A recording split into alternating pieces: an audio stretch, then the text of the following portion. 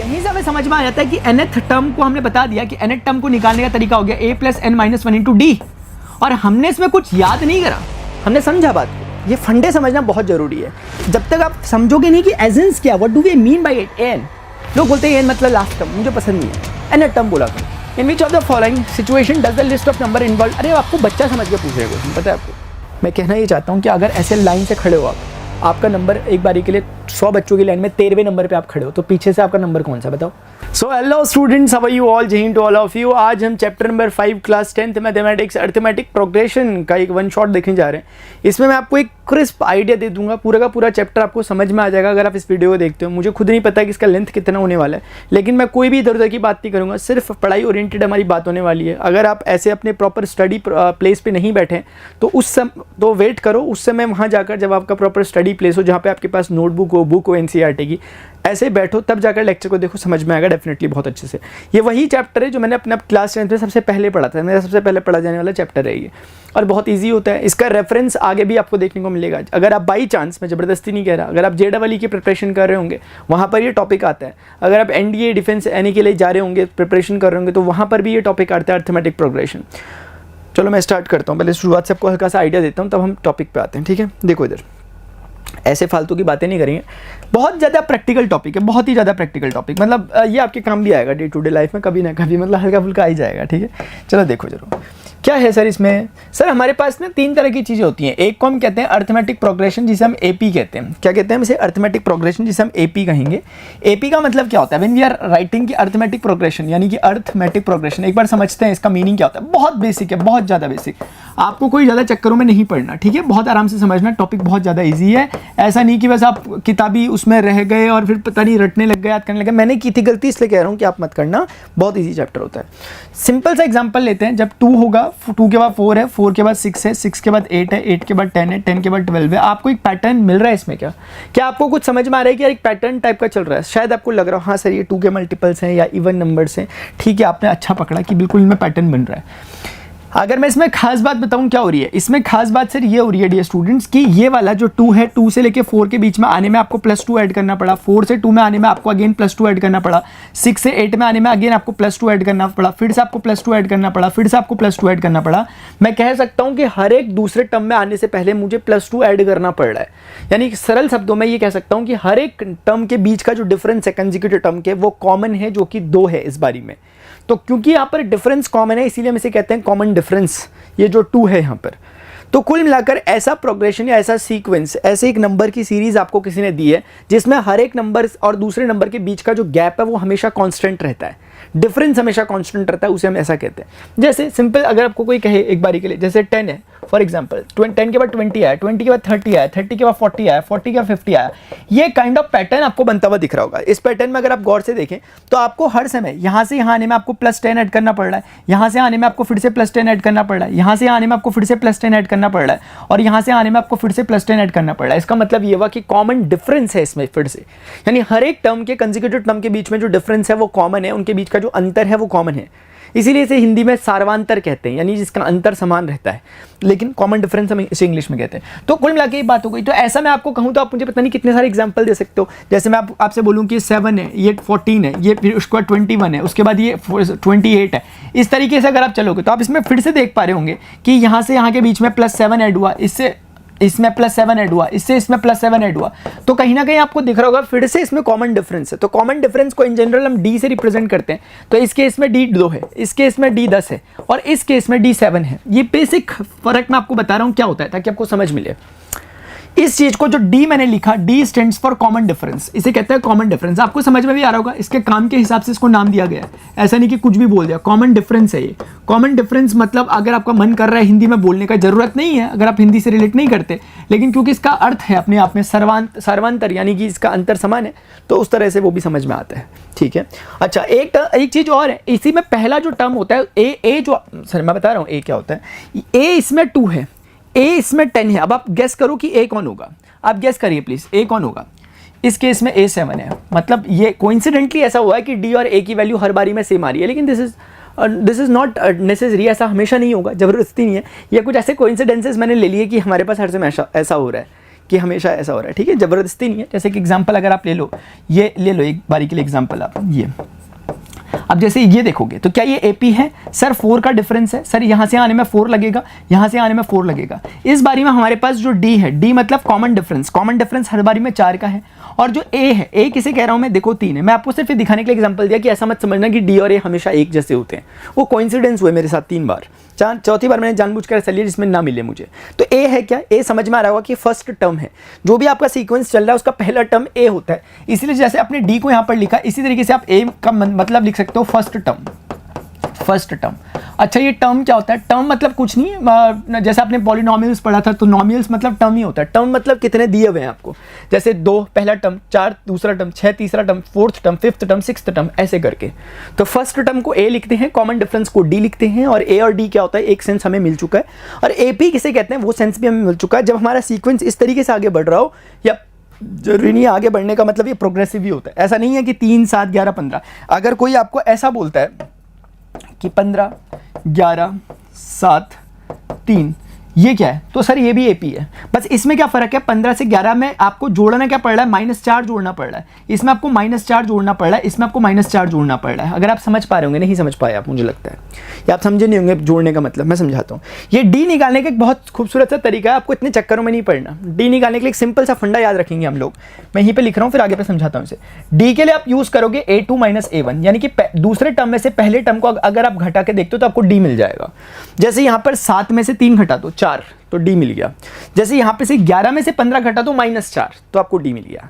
लेकिन ये जरूरी है कि आपको पता होना चाहिए कि सब में डिफरेंस कॉमन है, ठीक है। हाँ मैं समझा देता हूँ आगे, कोई डोंट वरी, ज़्यादा दिक्कत की बातें नहीं है, समझते हैं। देखो मान लेते हैं, इन जनरल बात करता हूँ आपके साथ बड़े बच्चों की तरह, जैसे आप बहुत अच्छे से समझ रहे हो, बहुत प्यार से समझ रहे हो, आपको समझ में आ रहा है, आप कह रहे हो सर कोई अच्छा सा बताओ, तो मैं कोशिश करो, ये पहला टर्म है, अगर मैं दूसरे टर्म को A2 लिखता हूँ, मैं तीसरे टर्म को अगर एक बारी के लिए A3 लिखता हूँ, चौथे टर्म को मैं एक बारी के लिए A4 लिखता हूँ, तो कोई दिक्कत तो नहीं है। ऐसे कर करके अगर मैं जाता हूँ, मैं nth नंबर के टर्म को AN लिखता हूँ। अब समझना nth मतलब क्या, nth मतलब ये कि मैं कह रहा हूँ चौथा, पांचवा, कहाँ तक जाऊँगा मैं से यार, छठा, 7 तक जाऊँगा, आप बोलोगे सर 8 तक क्यों नहीं गए, 9 तक जाऊँगा, बोलोगे 10 तक क्यों नहीं गए, तो मैंने इन जनरल लग दिया n कुछ भी हो सकता है। आपका मन 100 लिखने का हो रहा है n के प्लेस पे, तो आप 100 तक गए, 100वें टर्म तक। आपका 1000 लिखने का मन कर रहा है, 1000वें टर्म तक, it depends up to you, ठीक है। तो इस तरीके से हमने इसको डिफाइन किया। अब ये पहला टर्म है, ये सेकंड टर्म है, ये थर्ड टर्म है, ये फोर्थ टर्म है, ये nth टर्म है, ये समझ में आ रहा है, आई एम सॉरी, ये nth टर्म है, ये कौन सा टर्म है, ये nth टर्म है। I hope you all are getting this. इसे nth टर्म हम कह सकते हैं। ये उस हिसाब से क्या हो रहा है, ये फर्स्ट टर्म हो रहा है, उस हिसाब से हमारे सीक्वेंस के हिसाब से जो हमने लिखा हुआ है उसके हिसाब से फर्स्ट हो रहा है, ये सेकंड टर्म हो रहा है, ये वाला थर्ड टर्म हो रहा है, ये वाला फोर्थ टर्म हो रहा है, अगर हम अपने वाले हिसाब से देखें तो। अब जो मैंने पढ़ा, जो मैंने समझा, उसका लेके चलूँ मैं, अगर मैं बोलूँगा पहला टर्म A, फर्स्ट टर्म को मैंने A बोल दिया, सेकंड टर्म के लिए मैं क्या बोलूँ, देखो जरा गौर करना। अगर मैं कहता हूँ कि मेरा सेकंड टर्म A + D है, तो मैंने क्या किया, मैंने पहले टर्म में कुछ जोड़ दिया। और अगर ये AP में होना चाहिए, देखो पहले मैं लिखता हूँ, सिर्फ देखता हूँ आप में से कितने लोग एग्री कर पा रहे हैं मेरी इस बात से जो मैंने यहाँ पर लिखी है। देखो जरा समझते हैं इन सारे टर्म में हो क्या रहा है। अगर आप गौर से देखो, पहला टर्म जो A था उसमें एक नंबर जुड़ा, कोई D कुछ आया, फिर इसमें फिर से D जुड़ा, क्योंकि A + D में अगर एक बार के लिए सोचो कि A + D में अगर D जुड़ेगा तो क्या होगा, एक D और दो कितने हो जाएंगे, 2D हो जाएंगे, तो A + 2D आएगा। फिर A + 2D में फिर से एक बार D को हमने ऐड किया। अब खुद ही सोचो कि A + 2D में अगर मैं एक D को ऐड करता हूं, व्हाट विल आई गेट, मुझे मिलेगा A + 3D, मिलेगा नहीं मिलेगा, तो मिला मुझे। तो इस बार भी काम वही हुआ। इसको लिखने का एक जनरल वे है जो मैंने अभी शो किया आपको। क्या मैं कहना चाह रहा हूं, मैं ये कहना चाह रहा हूं सर, यहाँ पर कुल मिलाकर दिया स्टूडेंट्स, मैं क्या कहना चाहता हूं, मैं मात्र इतना कहना चाह रहा हूं, एक बार पहले से हटा दूं थोड़ा सा यहाँ से, देखो A + 2D, मैं सिर्फ इतना कहना चाह रहा हूं कि आप जब A से A + D में आए तो आपने कुछ नहीं किया, बल्कि इसमें D को ऐड किया। जब आप यहाँ से यहाँ आए तो आपने फिर से D को ऐड किया। जब आप यहाँ से यहाँ जा रहे हो आप फिर से D ऐड कर रहे हो, तो मैं कह सकता हूँ कि आपने कॉमन डिफरेंस D को मेंटेन किया है। मतलब आप कॉमन डिफरेंस D रखते हुए आगे बढ़ रहे हो। तो पहला टर्म अगर A है तो दूसरा A + D है, तो तीसरा A + 2D होना चाहिए, चौथा A + 3D होना चाहिए, क्योंकि आप हर एक टर्म में D जोड़ रहे हो। आपको मेरी बातों का शायद यकीन नहीं होगा, एक बार के लिए चेक कर लो, A2 - A1 निकाल के देखो, आप देखोगे कि A2 जो सेकंड टर्म है वो है A + D, और जो फर्स्ट टर्म है यानी A1 वो है A, और A में से A ऐसे करके कटेगा तो बचेगा सिर्फ D। तो ये बोल रहा है A2 - A1 D आया, ना केवल A2 - A1 बल्कि कोई भी टर्म, कोई भी कोई भी कंसेक्यूटिव टर्म को उठा लो आप, जैसे a+3d और a+2d को उठाते हैं, यानी कि चौथे और तीसरे को देखते हैं, यानी चौथे और तीसरे के बीच का डिफरेंस देखते हैं, वही आना चाहिए। चौथा क्या नंबर है? a+3d। तीसरा क्या नंबर है? a+2d। ध्यान से अगर आप देखेंगे a से a कट गया, फिर से 3d में से 2d गया, कितना हुआ? d। फिर से वही आया, आना ही है, क्योंकि हर टर्म के बीच में डिफरेंस आपने d का रखा हुआ है, सिर्फ d is just a number, जो मैंने पीछे एग्जाम्पल दिए उनकी तरह। तो आई थिंक आपको समझ में आएगा कि कैसे पहला टर्म a है, दूसरा a+d है, तीसरा a+2d है, चौथा a+3d है। यहाँ मैं आपके साथ बहुत ब्यूटीफुल एक गेम खेलना चाह रहा हूँ। मैं समझता हूँ कि आप लोग कोशिश करोगे मेरे साथ समझने की कि क्या मैं बता रहा हूँ। देखो, आप पहला टर्म a है, दूसरा टर्म a+d है, तीसरा टर्म a+2d है। समझ पा रहे हैं आप? मैं कुछ नहीं कर रहा हूँ, हर बार dd ऐड कर रहा हूँ हर एक टर्म में। ये टर्म a+3d होगा, चौथा टर्म। अब आपको मुझे बताना है कि जो nth नंबर का टर्म होगा वो कितना होगा। देखो जरा गौर से समझना मैं कहना क्या चाह रहा हूँ प्लीज़। हाँ, रटन वाली पद्धति से अगर हम करें तो हम कर लेंगे बहुत आराम से, लेकिन समझना है आपको यहाँ पर, ठीक है। ये है आपका फर्स्ट टर्म। अगर आप इसे गौर से देखो तो ये फर्स्ट टर्म था। ये वाला जो आपका दिख रहा है ये है सेकंड टर्म। ये वाला जो आपको दिख रहा है ये है थर्ड टर्म। और ये वाला जो दिख रहा है आपको, इसको मैंने फोर्थ टर्म का। अगर आप गौर से देखो, मैं पूछना चाह रहा हूँ आपसे कि मेरा nth नंबर का टर्म क्या होगा। nth का मतलब क्या है सर आपका? nth का मतलब ये है कि जैसे चौथा है, ये तीसरा है, दूसरा, तो n मतलब कोई भी नंबर इन जनरल, 100वां कह सकता हूँ या 1000वां कह सकता हूँ या 200वां कह सकता हूँ या 120वां कह सकता हूँ, जो भी मैं रख दूंगा वो आंसर नंबर का टर्म। तो इन जनरल हम बैठाना चाह रहे हैं चीज़ों को। तो हम ऑब्जर्व करते हैं कि हर टर्म में, चाहे चौथे का हो, चाहे तीसरा हो, चाहे दूसरा, चाहे पहला हो, ए तो सब में आया है, तो क्या ए इसमें नहीं आना चाहिए? आना चाहिए। अगली बात, प्लस प्लस प्लस सब में हो रहा है, तो लो भैया इसमें भी ले लो। अब देखो, डी इसमें भी है, डी इसमें भी है, डी इसमें भी, लेकिन डी के कोएफिशिएंट्स बदल रहे हैं, कहीं 3d है, कहीं 2d है, कहीं d है, कहीं 0d है। मतलब क्या हुआ? मतलब इसका ये हुआ कि अगर ये चौथे नंबर का टर्म है तो d 3 है, अगर ये तीसरे नंबर का टर्म है तो d 2 है, और अगर ये दूसरे नंबर का टर्म है तो d 1 है। क्या समझ में आ रहा है इसमें से? और ये पहले नंबर का टर्म है तो d 1 भी नहीं है। अगर आप ऑब्जर्व करो इस बात को तो आपको समझ में आएगा कि कौन से नंबर का टर्म है d उससे कम है। अगर ये चौथे नंबर का टर्म है d उससे कम है, अगर ये तीसरे नंबर का टर्म है d उससे कम है, अगर ये दूसरे नंबर का टर्म है d उससे कम है। तो इसका मतलब अगर ये nth नंबर का टर्म होगा तो d क्या उससे कम नहीं होना चाहिए? क्या d n से कम नहीं होना चाहिए? होना चाहिए sir. That's why I have written this. क्या आपको मेरी बात समझ में आ रही है? इतनी सी बात है। और यहीं से हमें समझ में आ जाता है कि nth टर्म को हमने बता दिया कि nth टर्म को निकालने का तरीका हो गया a + n - 1 × d। और हमने इसमें कुछ याद नहीं करा, हमने समझा बात को कि कैसे आया। यार जो समझ पा रहा है बच्चा, देखो कई बच्चे होते हैं फॉर्मूला याद करके चलेंगे, चल लो कोई बार, जब आपको क्वेश्चन मिलेगा, एक बच्चा, दोनों बच्चे आंसर निकालेंगे, एक ने फॉर्मूला याद किया होगा, एक ने समझा होगा, दोनों के आंसर सेम आएंगे, एक बार में पता नहीं चल पाएगा किसने क्या किया है। लेकिन जब क्वेश्चन में वैरायटी बनना चालू होती है, जब हम वाली बातें आने लग जाती है, तो जिस बच्चे ने समझ के किया उसे कोई प्रॉब्लम नहीं होती, उसे सीधा समझ में आता है बातें हैं क्या। जो सिर्फ फॉर्मूले के बेसिस पे चल रहा है वो हड़बड़ा जाएगा। मैं अपनी लिटरली बात करूँ, मैंने भी फॉर्मूले के बेसिस पे चला था अपनी क्लास 10th में, लेकिन धीरे धीरे 11th में पहुंचा, दोबारा चैप्टर आता है, चैप्टर नंबर 9 11th में, अर्थमेटिक प्रोग्रेशन। फिर तो पढ़ना पड़ता है ना यार, फिर 11th में नहीं पढ़ोगे 12th में, भले ये चैप्टर नहीं है, लेकिन फिर आगे JEE के लिए प्रिपरेशन करोगे, एनडी के लिए करोगे, तब तो पढ़ना पड़ेगा। तो इसीलिए क्यों ना पढ़ ही रहे हैं तो सही से पढ़े, फॉर्मूले को एटलीस्ट जान ले कहाँ से आया। तो आज से समझ में आ गया कैसे आया। तो nth नंबर का जो टर्म मैं कहता हूँ, what do I mean by it, मतलब क्या है? मतलब ये है सर, जैसे आप देखो, अब एग्जांपल लेते हैं फटाफट से, ठीक है। एग्जांपल लेते हैं, बहुत प्यारा सा एग्जांपल, छोटे से एग्जांपल से चालू करते हैं। हमारे पास है 2 4 6 8 ऐसे करके हमारे पास है, और ये ऐसे ऐसे करके जा रहा है आगे को, ठीक है। इसमें कोई आपसे कहना चाह रहा है कि यार can you please find us what will be the value of, इसका 10वें नंबर का टर्म क्या होगा, 9वें नंबर का लेते हैं एक बार के लिए। आप मेरे सामने होते हैं, मैं आपसे पूछता, आप बताओ, आपने कहा 9वें नंबर का टर्म क्या होगा। यानी आप कह रहे हो कि जैसे ये A1 है, आप कह रहे हो जैसे ये A2 है यानी सेकंड टर्म है, ये A3 यानी थर्ड टर्म है, ये A4 है यानी फोर्थ टर्म है, तो 9वें नंबर का टर्म क्या होगा। यहाँ कहीं 9वें नंबर का जो टर्म होगा वो कैसा दिखता होगा।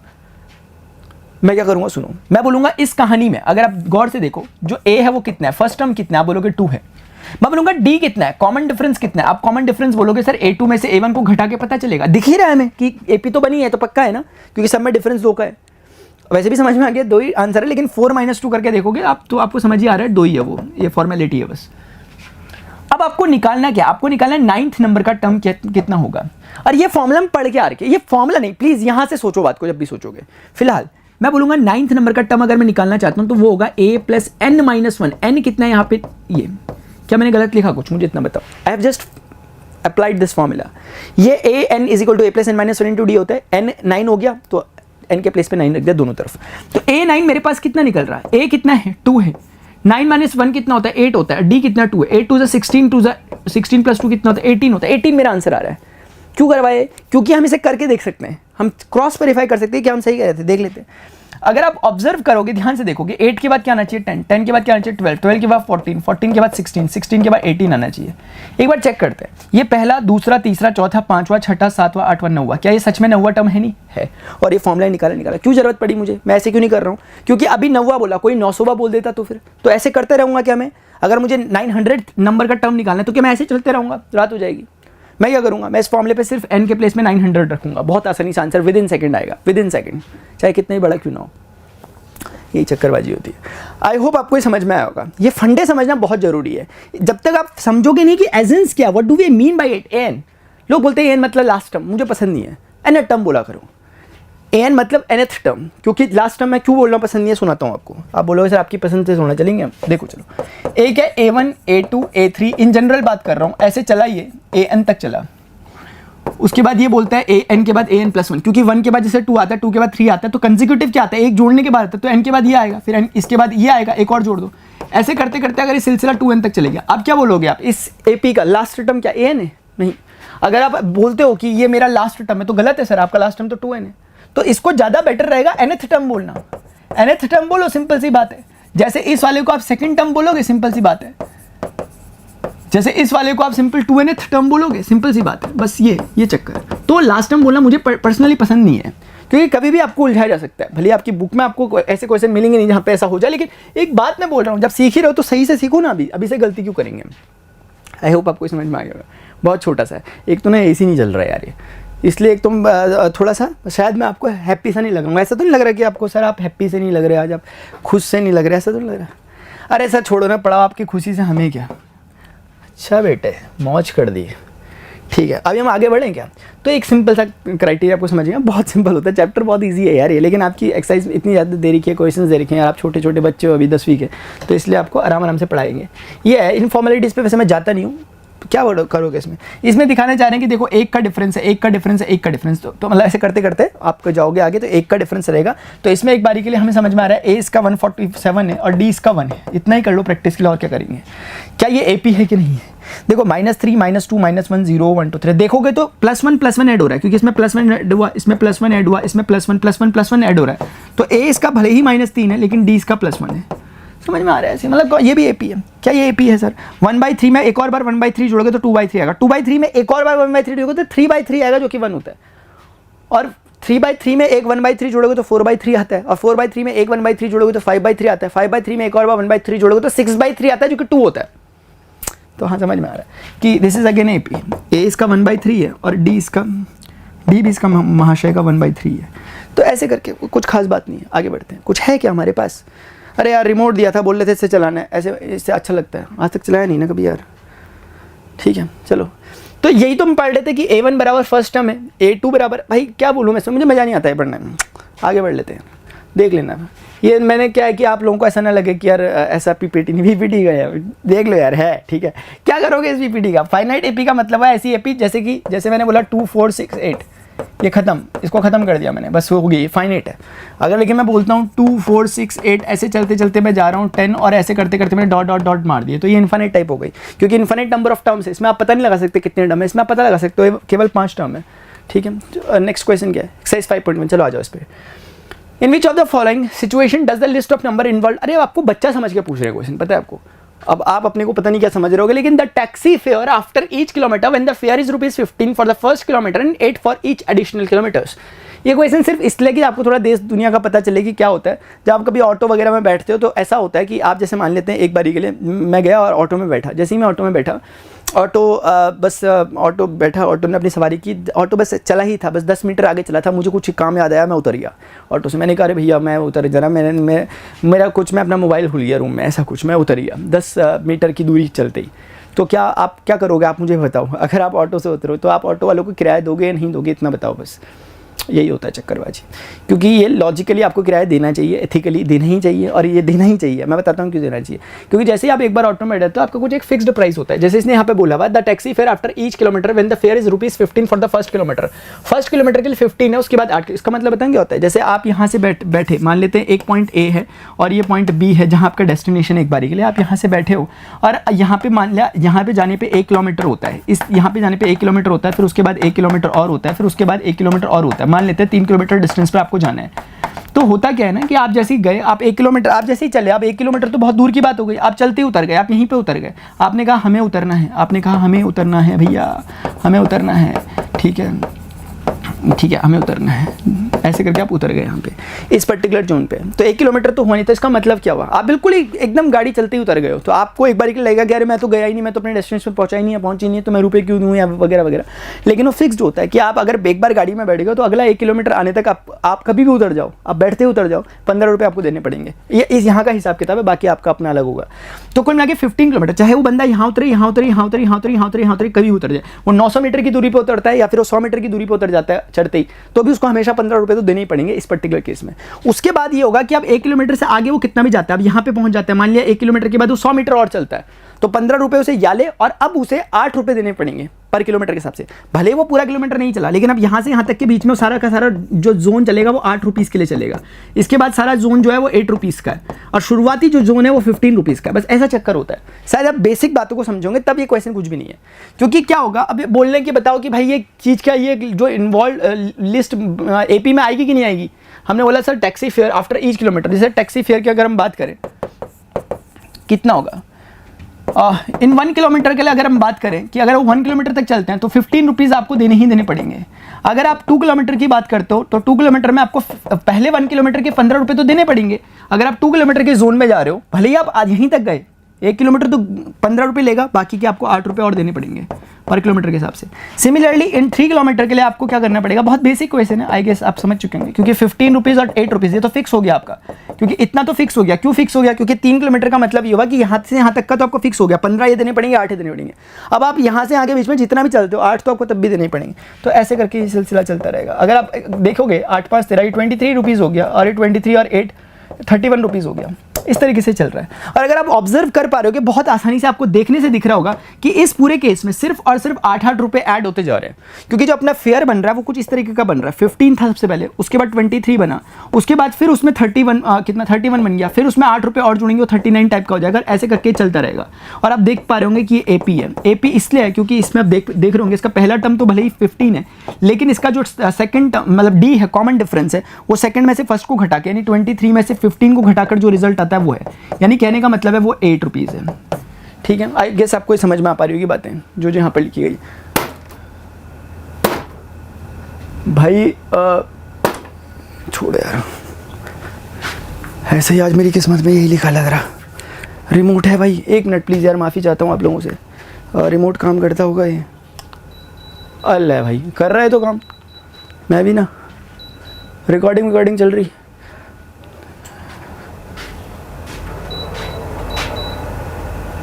अब कुछ होगा शायद।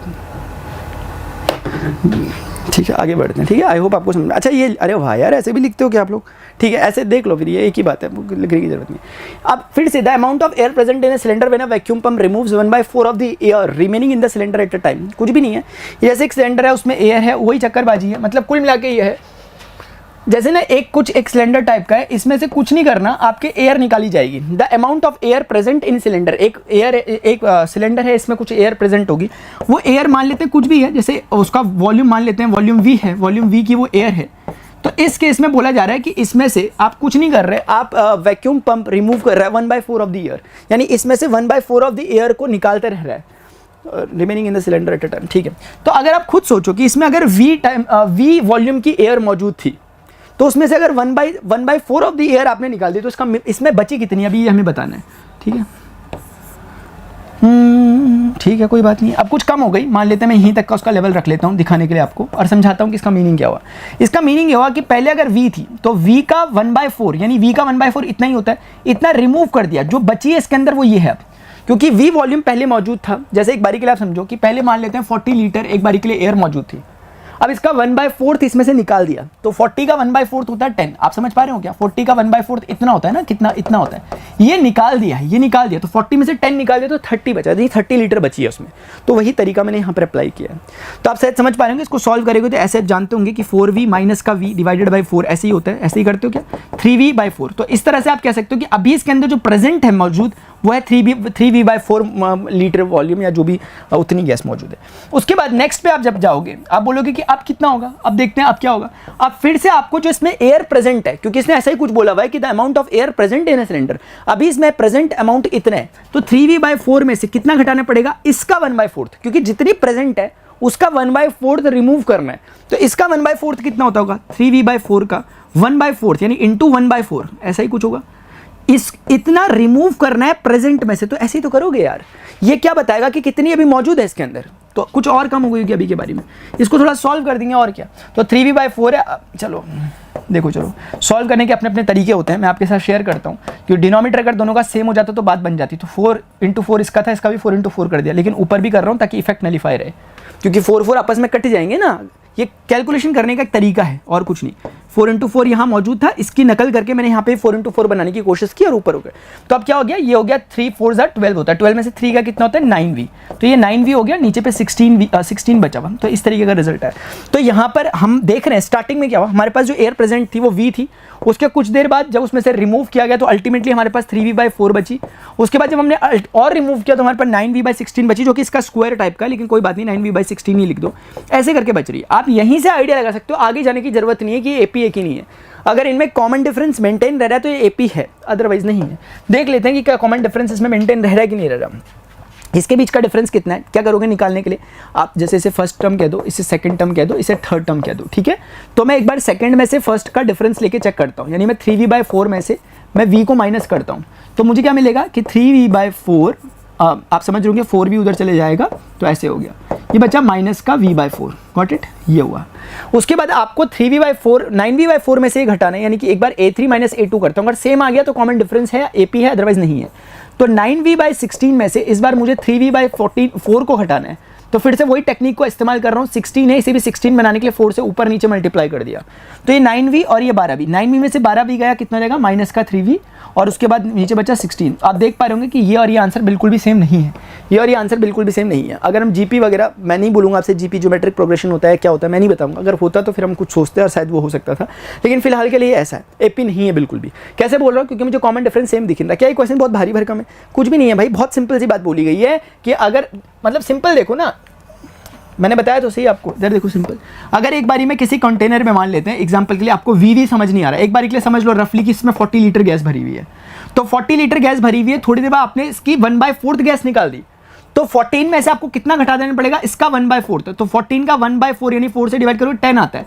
तो इतनी गैस इसके अंदर अब बच गई, यानी पहले इसके अंदर इतनी गैस थी तो 40 माइनस 10 करा आपने, तो अब इसके अंदर 30 लीटर गैस बच गई। ये मतलब निकल रहा है। फिर नेक्स्ट स्टेप पे आपने इसमें 30 लीटर का भी 1/4 निकाल दिया। तो 30 का 1/4 निकालोगे तो 30 में से 30/4 कर देना पड़ेगा। अब जो भी रिजल्ट आएगा उतनी गैस बच गई। तो इस तरह से आप ये कर रहे हैं क्वेश्चन को, उसको इन जनरल मैंने ऐसे किया वी की टर्म्स में। मैं नहीं समझता कि बहुत मुश्किल बात मैंने कर दी क्या? नहीं की। ज़रा अपने आप भी ना ज़रा ऐसे डरा देते हो ना बात पे। चलो ठीक है। तो ये क्वेश्चन है, ये बहुत ईजी सा, मतलब वही चीज़ है, वही है। अगर आपको ये सॉल्यूशन देख के समझ में आ रहा है तो देख लो, अदरवाइज मैंने जो कराया वो तो एक ही बात, वैसे एक ही होगा, ये भी वही है। In which of the following situation does the list of number involved make an arithmetic progression in y? वही क्वेश्चन है, सेम इसका क्वेश्चन है। The amount of money in the account every year when ₹1000 is deposited at compound interest rate, पता नहीं क्या है। तो compound interest वगैरह हमने कभी बचपन में पढ़ा होगा, नहीं पढ़ा तो कोई दिक्कत नहीं, सिंपल इंटरेस्ट शायद पढ़ा होगा। देखो कुछ नहीं होता, मैं आपको समझा देता हूँ इसका मीनिंग क्या होता है। देखो मैं समझाता हूँ।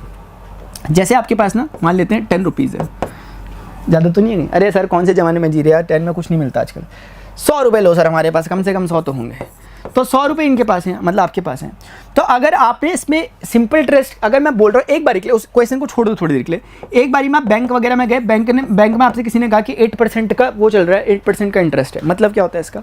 8% का इंटरेस्ट है पर ईयर, यानी इंटरेस्ट पर ईयर अगर हम बात करें तो 1 ईयर के लिए आपको 8% का इंटरेस्ट मिलेगा। इसका मीनिंग क्या होता है पहले वो एक बार समझ लेते हैं।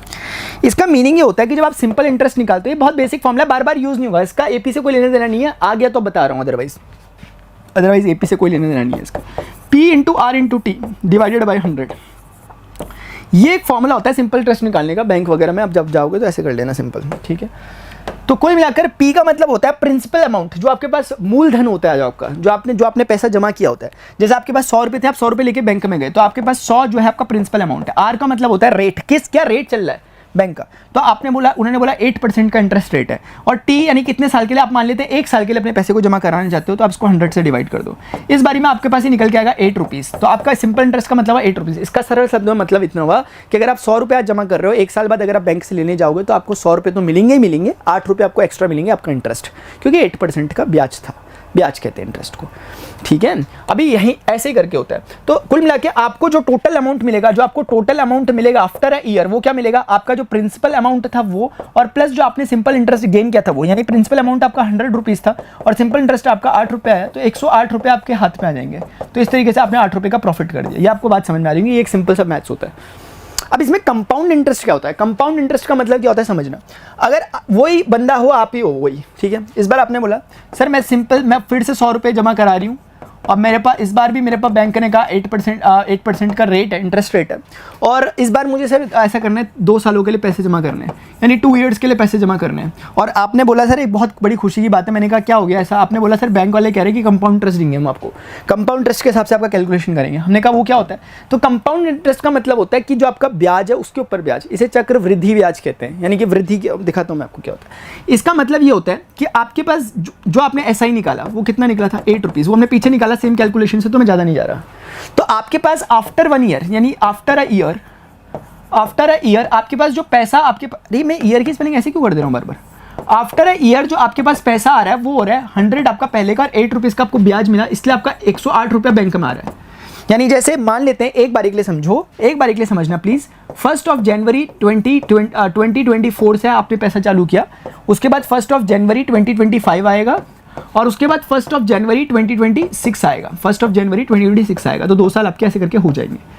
अब इसमें क्या होता है कि इस ड्यूरेशन में यहाँ से यहाँ आने में आपने 8 रुपये का प्रॉफिट लिया है अपना। तो आपने भले ही रुपए 100 जमा किए थे, लेकिन आपके पास अब इस पर्टिकुलर टाइम पे जब आप यहाँ खड़े हो तो आपके पास 108 रुपये मौजूद है ना। तो अब अगले साल के लिए जो कैलकुलेशन होगा वो 100 रुपये से नहीं होगा, इसको कहते हैं चक्रवृद्धि ब्याज, इसको कहते हैं कंपाउंड इंटरेस्ट।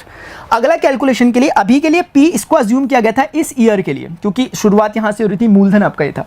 लेकिन जब आप इस ईयर के लिए बात होना चालू होगी तो इसको आपका मूलधन लिया जाएगा, 100 रुपये को नहीं, 108 रुपये को, और इससे फायदा होता है आपको, क्योंकि दिखाता हूँ आपको। क्योंकि फिर आप क्या करोगे, सेम फॉर्मूला अप्लाई करोगे कि इस पर्टिकुलर ईयर में मुझे कितना सिंपल इंटरेस्ट मिलेगा। अब 8 ही नहीं मिलेगा, 8 तब मिला था जब आपने 100 रुपये डाले थे, अब कुछ ज़्यादा मिलेगा। तो आप कैसे निकालोगे, आप बोलोगे PRT यानी 108 × 8 × 1 ईयर, क्योंकि अगला एक ही साल के लिए कर रहे हो आप काम, डिवाइडेड बाय आप बोलोगे 100। फिर आप इसे कैलकुलेट करोगे, 108 ये हो जाएगा आपका 8 × 64, 8 10 के 80, 80 अच्छा 86, और नीचे 100, तो 86.4। तो कुल मिला के आपको 86.4 ये 1 मिनट नहीं 8.64 रुपीज़ का ब्याज मिलेगा। ये पॉइंट इधर आएगा, इधर नहीं आएगा। कुल मिला के मतलब हुआ कि पहले 100 रुपये जमा करने पे 1 साल में आपको 8 रुपये मिलते थे, आज 108 रुपये जमा करने पे आपको 1 साल पे 8.64 रुपये मिल रहे हैं। तो आपको कहीं ना कहीं आपका बेड़ा, तो इस तरीके से वो होगा, और जो भी आपका होगा फिर इस तरह से आप ओवरऑल अपना आंसर निकाल। तो कंपाउंड इंटरेस्ट का अलग से भी फॉर्मूला है, लेकिन उस पर नहीं जा रहा मैं, क्योंकि ये टॉपिक ही नहीं हमारा। मैं तो एक बेसिक आइडिया देना चाह रहा हूँ आपको, इस क्वेश्चन को बहाना लेके, कि आपको एटलीस्ट थोड़ा समझ में आ जाए बेसिक की सिंपल इंटरेस्ट क्या होता है, ये क्या होता है। अगर आपको ये समझ में आ चुका है तो ये क्वेश्चन फिर कुछ भी नहीं है, क्योंकि क्या हमारे पास अवेलेबल है इस तरह का कुछ। 1 मिनट, ठीक है, चलो मैं करा देता हूँ उसको, मैं दिखा देता हूँ आपको। सेम ही चीज़ है। अब आपने कुछ भी नहीं करना, जैसे आई होप आपको ये चीज़ समझ में आ गई कि जो मैंने बताई। मैं एक काम करता हूँ, पेज ले लेता हूँ। इस पर्टिकुलर केस में आपको दे रखा कि पी आपका 1000 रुपीज़ है। आपको बोला हुआ है कि जो आर है सिंपल इंटरेस्ट वो 8% का है। आपको बोला गया कि टी जो है वो 1 ईयर का है, ठीक है। फिर आपको बोला गया कि कंपाउंड इंटरेस्ट वगैरह निकालना है। देखो यहाँ पे कहीं पे बोला हुआ पर एनम, ठीक है, इन द एवरी ईयर के लिए बात की गई। टी का कोई ऐसा रेस्ट्रिक्शन नहीं है आपके साथ। आपको बोला गया कि हर साल आपको ये चलाना है, कंपाउंड इंटरेस्ट के हिसाब से जो रुपीज़ निकलेगी क्या वो आपका एपी मेंटेन करेगा नहीं करेगा वो बताना है। तो आप यहाँ पे क्या बोलोगे, आप बोलोगे 1000 रुपये का पहला फर्स्ट ईयर के लिए। जैसे आप एक बारी के लिए समझो,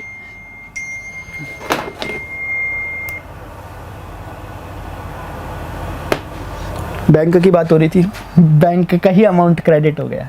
तो P बराबर 1000 रुपीज़, R बराबर 8%।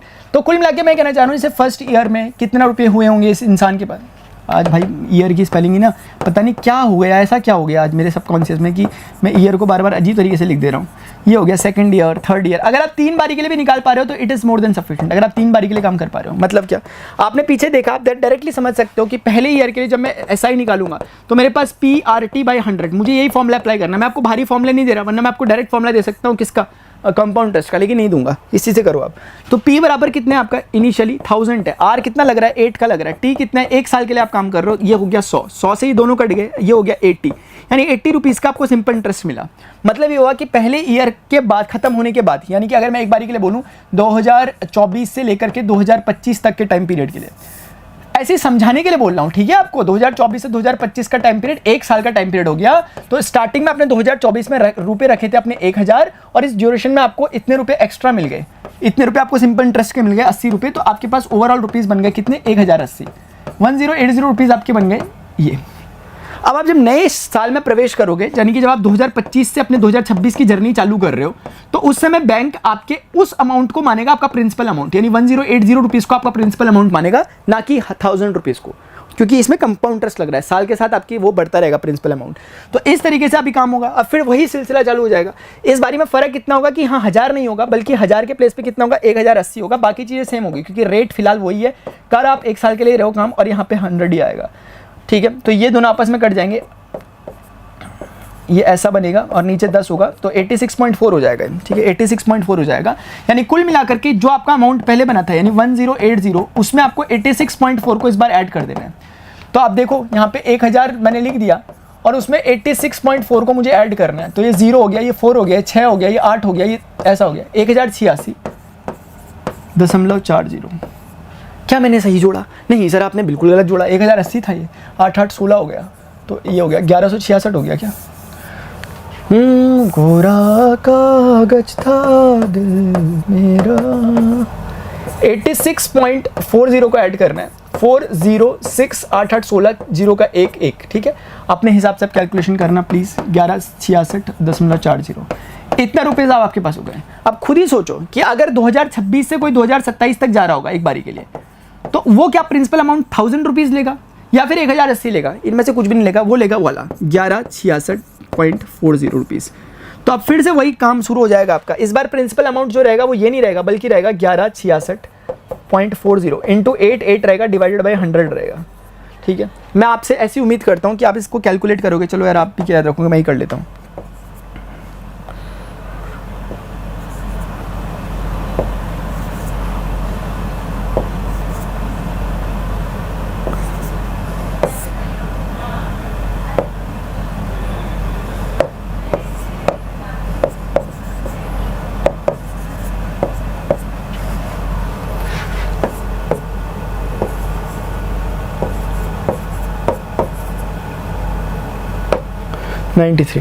इस बारी में इसको सिंपल इंटरेस्ट मिला 93 का, नहीं 1166.40 में 93.31 टाइप का कुछ एक ऐड हो रहा है। और आपको देखने से ही दिख रहा है कि कॉमन डिफरेंस बिल्कुल नहीं है, क्योंकि चीज़ें अलग अलग ऐड हो रही है। कहने का सरल सा मतलब इतना है कि अगर आप इसको ऐड करते हो, क्योंकि इतना मैंने काम कर दिया, देखो मैं कर दिया इसलिए कर ले रहा हूँ मैं आपके लिए। इस क्वेश्चन को स्किप करके भी मैं चले जाता, ऊपर से आपको गाइडलाइन देके चले जाता, लेकिन जब करा है तो करते हैं पूरी तरीके से। ये इतना हो रहा है, यानी कि ये हो रहा है 1259.70। आपको कुछ नहीं करना, छोटा सा काम। क्या इसके बीच का जो डिफरेंस है और जो इसके बीच का डिफरेंस है क्या सेम है? अगर सेम है तो ये एपी है, नहीं है तो नहीं है। मेरा फर्स्ट साइड में जो देखने में दिख रहा है वो नहीं है, इसलिए एपी नहीं है। बाकी आपको शायद समझ में आ जाएगा। मैंने आपको इसका बिहाइंड द सीन बताया, इसीलिए हमने इसमें टाइम लिया, ठीक है। नेक्स्ट पढ़ने आगे की तरफ। नेक्स्ट क्वेश्चन है, write first 4 terms of the AP when the first term A and the common difference D and given as first 4 term. अरे बहुत ईजी है। तो a बराबर 10 है, उसके बाद d बराबर 10 है। देखो जरा, ये तो हमने स्टार्टिंग में किया था एग्जाम्पल टाइप में, क्योंकि आपको समझ में आता है कि हमने फॉर्मूला पढ़ा an का, an बराबर a plus n minus 1 into D. जब मैं कहता हूँ फॉर्मूला पढ़ा, तो ये नहीं कि भाई आपको फॉर्मूला याद है, क्या नहीं याद है तो फिर नहीं हो पाएगी मैथ्स, ऐसा वाला चक्कर नहीं है। आपको पता होना चाहिए फॉर्मूला कैसे आया, मैंने स्टार्टिंग में बताया था। यानी कि अगर हम देखें इसका पहला टर्म निकालना है अगर, तो पहला टर्म वैसे दिया हुआ है, लेकिन आपका फिर भी मन कर रहा नहीं हमें निकालना है, तो n बराबर 1 रख लो। n बराबर जैसे ही आप 1 रखोगे, इसको तो कुछ नहीं होगा, लेकिन 1 माइनस 1 0 हो जाएगा। तो ये बोल रहा है कि पहला टर्म वही है, a1 बराबर a ही है। हाँ जी सर, बिल्कुल सही बात है, हमें पहले से पता था, हम बस ट्राई कर रहे थे आपको। अभी 2 बोलो, तो बोलेगा n के प्लेस पे 2 रख दो, n के प्लेस पे 2 रख दो, तो ऐसा दिखने लग जाएगा।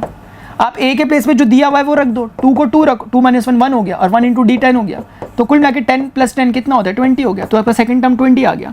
थर्ड टर्म अगर आपको निकालना है तो आप बोलोगे a प्लस n के प्लेस पे 3 रख दो, आप बोलोगे a 10 है, 3 - 1 2 होता है, d भी 10 है, तो 10 2 का 20 हो गया, 20 और 2 30 हो गया, ये निकल गया। ऐसे ही a4 आपको निकालना है एक बारी के लिए, तो आप बोलोगे a प्लस n के प्लेस पे 4 रख दो, n के प्लेस पे 4 रख दो, तो a 10 है, 4 - 1 3 होता है, 3 इंटू 10 कर दो, 3 इंटू 10 30 होता है, 30 + 10 40 होता है। तो ये फर्स्ट टर्म है, सेकंड टर्म है, थर्ड टर्म है, फोर्थ टर्म है, आपको दिख गया। तो पहला टर्म 10 था, दूसरा टर्म 20 था, तीसरा टर्म 30 था, चौथा टर्म 40 था। ऐसा नहीं है सर कि अगर आप हमें फॉर्मूला नहीं बताते तो हम नहीं कर पाते, बेसिक क्वेश्चन है, मैं समझ में आ रहा है, क्योंकि मैं पहले टर्म को 10 लिखना है क्योंकि उन्होंने बोला है, और फिर 10-10 का डिफरेंस लेते हुए चलना है, तो 10-10 का डिफरेंस लेते हुए यही तो आएगा 10 का टेबल, तो हम डायरेक्टली बता सकते थे। ऐसा नहीं है कि आपने फॉर्मूला दिया तभी हम बता पा रहे हैं। आगे बढ़ते हैं, वही बात बोल रहे हैं, ठीक है, चलो आ जाओ उसमें। राइट फर्स्ट 4 टर्म्स, इसमें फिर से वही काम करना है इस बार ए। अब देखो ये क्वेश्चन थोड़े से अच्छे हैं क्योंकि इसमें निगेटिव डाल दिया उन्होंने जानबूझ के बीच में, डी बराबर 10। ऐसा नहीं है कि हम समझ नहीं पा रहे, हम बहुत अच्छे से समझ रहे हैं कि अगर डायरेक्ट करने की बात आ जाए ना सर, हम ऐसे करेंगे। देखो हम बोलेंगे -2 है ना, अगला टर्म -2 + 10 होगा, अगला टर्म -2 + 10 जो भी था, यानी जो जस्ट ये टर्म है इसमें 10 जोड़ लेंगे हम। अगला टर्म क्या होगा, जो ये टर्म है ना, ये जो टर्म आपको दिख रहा है ना सर, इस पूरे को एक साथ लेके इसमें 10 जोड़ लेंगे। देखो ये मैं बहुत जनरल नॉलेज से कर रहा हूँ क्योंकि मैं कुछ नहीं कर रहा, अपने प्रीवियस टर्म में हमेशा 10 जोड़ता हुआ चल रहा हूँ। इस टर्म में 10 जोड़ दोगे ये होगा, इस टर्म में 10 जोड़ दोगे ये दिखेगा, इस पूरे टर्म में 10 जोड़ दोगे ये दिखेगा, बस मैं वो करता हुआ चल रहा हूँ। कायदे से मैं सही कर रहा हूँ। मैं बोलूँगा -2 हो गया, माइनस कितना होता है, प्लस का 8 हो गया। यहाँ देखो 10 10 20 20 में से 2 हो गया 18 हो गया। ये कितना होता है 10 10 30 30 में से 2 हो गया 28 हो गया। मैं गलत बिल्कुल नहीं कर रहा, 4 टर्म मैंने निकाल दी, मुझे 4 ही चाहिए थे। लेकिन मैं आपसे ऐसा एक्सपेक्ट नहीं करूंगा, मैं बोलूँ मतलब कर, अगर आप मेरी बात समझ लो बहुत सुंदर, लेकिन अभी ये आपको बच्चा समझ के बोलना तो आप भी वैसे ही समझ के जवाब दो। कैसे आप बोलोगे, सर जी हमें पता है फॉर्मूला an बराबर हुए है a + n - 1 into D, a + n - 1 into D. ऐसा आप बोलोगे क्योंकि क्वेश्चन ने हमें दे रखा है कि a बराबर -2 है, d बराबर 10 है, तो इसीलिए क्वेश्चन का सम्मान करते हुए, क्योंकि a1 तो हमें ऑलरेडी पता है, हमें a2 निकालना है। अगर a2 निकालना है तो n को हमें 2 से रिप्लेस करना पड़ेगा। हमने कर दिया, a बराबर हम रखेंगे -2, प्लीज ध्यान रखना प्लस माइनस का 2 में से एक गया, एक होता है। d कितना दे रखा, क्वेश्चन ने 10 दे रखा, मैंने नहीं दे रखा, क्वेश्चन ने दे रखा 10 दे रखा। 10 1 10, 10 में से 2 गया 8 होता है, तो ये हो गया a2। अब ऐसे ही करके a3 निकालना है, तो जब a3 निकालना है तो n को 3 से रिप्लेस कर दो दोनों तरफ, तो यहाँ भी 3 - 1 2 होगा, 2 इंटू डी होगा। अब आप देखोगे a कितना दे रखा था, a दे रखा था ध्यान से देखिए -2 है, प्लस का 2 इंटू डी, डी कितना है, डी 10 है। गलत कह रहा हूँ क्या, बोल दो सर आप गलत कह रहे हैं। 10 2 20, 20 में से 2 गया 18, वही काम कर रहे हैं हम, पता है आपको। फॉर्मूला क्योंकि हमने ही बनाया भाई, फॉर्मूले के निर्माता हम ही लोग हैं, इसलिए हम अपने हिसाब से खेलेंगे उसके साथ। हमने यहाँ खेल दिया क्योंकि फॉर्मूला इसी को ध्यान में रख के बना था। फिर से a + 4 रखो n के प्लेस पे, 4 में से 1 गया 3 d, a कितना है -2 + 3, d कितना है 10, ध्यान से 10 3 सा कितना होता है 30, 30 में से 2 गया कितना है 20। देखो ना भाई यार, मजाक थोड़ा ना कर रहा मैं, आप देखो ध्यान से। पहला टर्म क्वेश्चन ने मुझे खुद दे रखा था -2, दूसरा टर्म आपने निकाला 8, तीसरा टर्म आपने निकाला वहाँ देखो ऊपर 18, चौथा टर्म आपने निकाला 20। क्या मैंने कुछ गलत बोला था पहले, सेम ही तो बोला था, तो कोई चक्करबाजी नहीं है। ये है आम जिंदगी, वो है मेंटोस जिंदगी, ठीक है। आगे बढ़ते हैं, आप समझ गए। लेकिन मैं ये नहीं कह रहा गलत है, बिल्कुल सही है, लेकिन इस तरह की सोच भी होनी चाहिए हमें कि एक्चुअली में बताना चाहिए हम कर रहे, ये नहीं कि क्योंकि देखो अगर आप रोबोट की तरह काम करोगे, आपको एक बार बता दिया भाई n के प्लेस पे रखते रहोगे, कुछ सेंस ही नहीं बन रहा कर क्या रहे हम, लेकिन यहाँ सेंस है। नेक्स्ट, जैसे a बराबर -1, एक बार दोनों तरह से करेंगे, ठीक है। a बराबर -1 कितने करने थे, मैं फर्स्ट टर्म निकालना है, क्या बोल रखा था फर्स्ट 4 टर्म, हाँ 4 ही निकालना। और d बराबर इन्होंने बोल रखा 1/2। देखो कॉमन सेंस क्या कहता है सर, कॉमन सेंस कहता है पहला टर्म ये है ना, तो दूसरा टर्म उसमें वो जोड़ दो, ये होगा। हमने कहा तीसरा क्या होगा, बोल ले भाई जो दूसरा टर्म है, ये दूसरा टर्म जो है, इस बार दूसरे टर्म में कितना जोड़ दो, हाफ जोड़ दो। मैंने कहा अच्छा तीसरा निकल गया, मैंने कहा चौथा, बोले चौथे के लिए आपको जो तीसरा टर्म था, तीसरा टर्म को पकड़ना होगा और उसमें इस बार हाफ जोड़ देना होगा। मैंने कहा हाँ, बोले यही करना यही है कायदे से, आप समझो ना समझो मेरी बात को, क्योंकि हर समय मैंने डेफिनेशन क्या बोली है पी की, मैंने कहा डेफिनेशन सिर्फ इतनी है कि अपने प्रीवियस टर्म में एक चीज़ जुड़ जाती है, नया टर्म चीज़ जुड़ जाती है, नया टर्म ऐसे आता रहता है। मैं एक बार आवाज़ सुन लो अपनी, नहीं सर पहले इस क्वेश्चन को कराओ फिर सुनना आवाज़, पता चल रहा आप बुक से चेप के आ गए कुछ। तो -1, ये -1 + हाफ, आप प्लीज़ कैलकुलेट करें, 2 1 2, माइनस का 2 + 1 कितना होता है, माइनस का हाफ। आराम से देखो माइनस का हाफ हो रहा है, इसको देखो 2 1, अच्छा ये माइनस का हाफ हो गया। अगर कॉमन सेंस लगाओ, आप कॉमन सेंस लगाओ कि माइनस हाफ तो ये हो ही गया, उसमें प्लस हाफ होगा, कॉमन सेंस तो यही कहता है भाई, चाहे कुछ भी कहो, क्योंकि मैं अभी कॉमन सेंस से कर रहा हूँ, आपके वाले तरीके से कराऊंगा आपको आम जिंदगी वाले, ये मेंटोस वाला तरीका है। ये वाला देखो, इतना ध्यान से देखो कि इतना बंदा यही तो है पूरा, तो 0 आया था, 0 में हाफ जोड़ो हाफ, कॉमन सेंस ना यार, कॉमन सेंस, हमें कॉमन सेंस यूज़ करना है अपना। Maths is all about common sense. तो इस तरह के 4 टर्म निकल गए। आपको दिख भी रहा होगा कि इसमें से हाफ कम हुआ, इसमें से हाफ, मतलब सॉरी हाफ जुड़ रहा है, हाफ जुड़ रहा है। ऐसे नहीं यार, आपको मेरी बात पे यकीन, आप कह रहे नहीं समझते सर हम आपकी बात को, पता नहीं क्या कहने में लगे। मैंने कहा आ जाओ फिर इस तरीके से कर लेते हैं, ये तो जानते हो ना।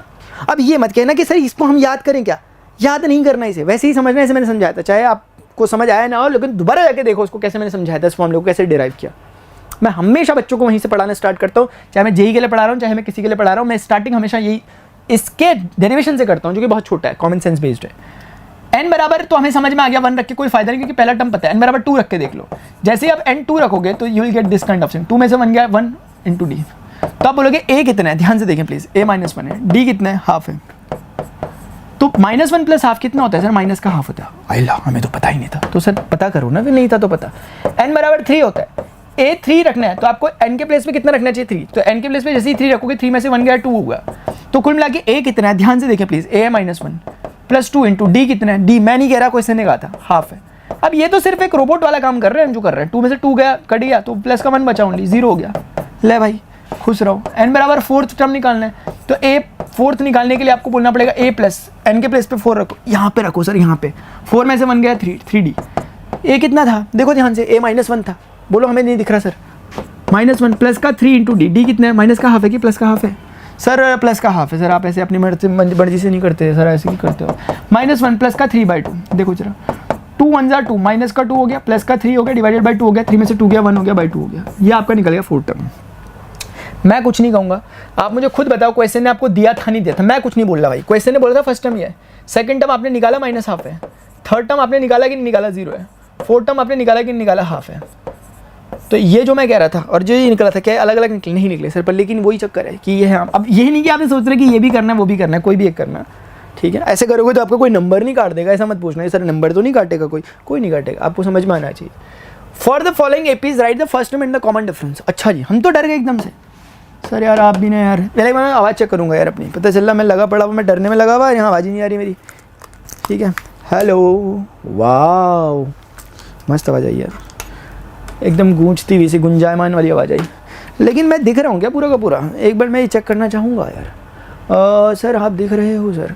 For the following APs right the first term in the common difference. अच्छा, तो इसमें क्या करने का अपन को कि a बराबर 3 और उसके बाद d निकालना है। तो d के लिए हम क्या करेंगे, बुरा तो नहीं मान के देख के इसकी शक्ल, कुछ नहीं करने का। देखो पहली बात तो इन्होंने फॉलोइंग एपी बोला, तो आपको चक्कर ही में रहने की एपी है कि नहीं है, एपी। तो इसका तो सिंपल तरीका हो गया, डी निकालने के लिए किसी भी 2 कंसेक्यूटिव का डिफरेंस लेना होता है, चाहे आप इन 2 का ले लो, चाहे आप इन 2 का ले लो, इन 2 का ले लो, क्योंकि एपी इन्होंने बोल ही रखा है। तो इन जनरली हम क्या करते हैं, हम लोग I am sorry, a2 minus a1 करते हैं। a2 मतलब सेकेंड टर्म में से फर्स्ट टर्म को माइनस करते हैं, जो भी आंसर आएगा वो एपी का, क्योंकि एपी है तो कॉमन डिफरेंस हो गया फिर ये। But it is not necessary कि आप थर्ड सेकंड में से करो, आपका मन चाह रहा तो आप थर्ड में से सेकंड कर लो, आपका मन कर रहा था फोर्थ में से थर्ड भी कर लो। कोई भी कंसेक्यूटिव का डिफरेंस लेना होता है आगे से पीछे वाले का।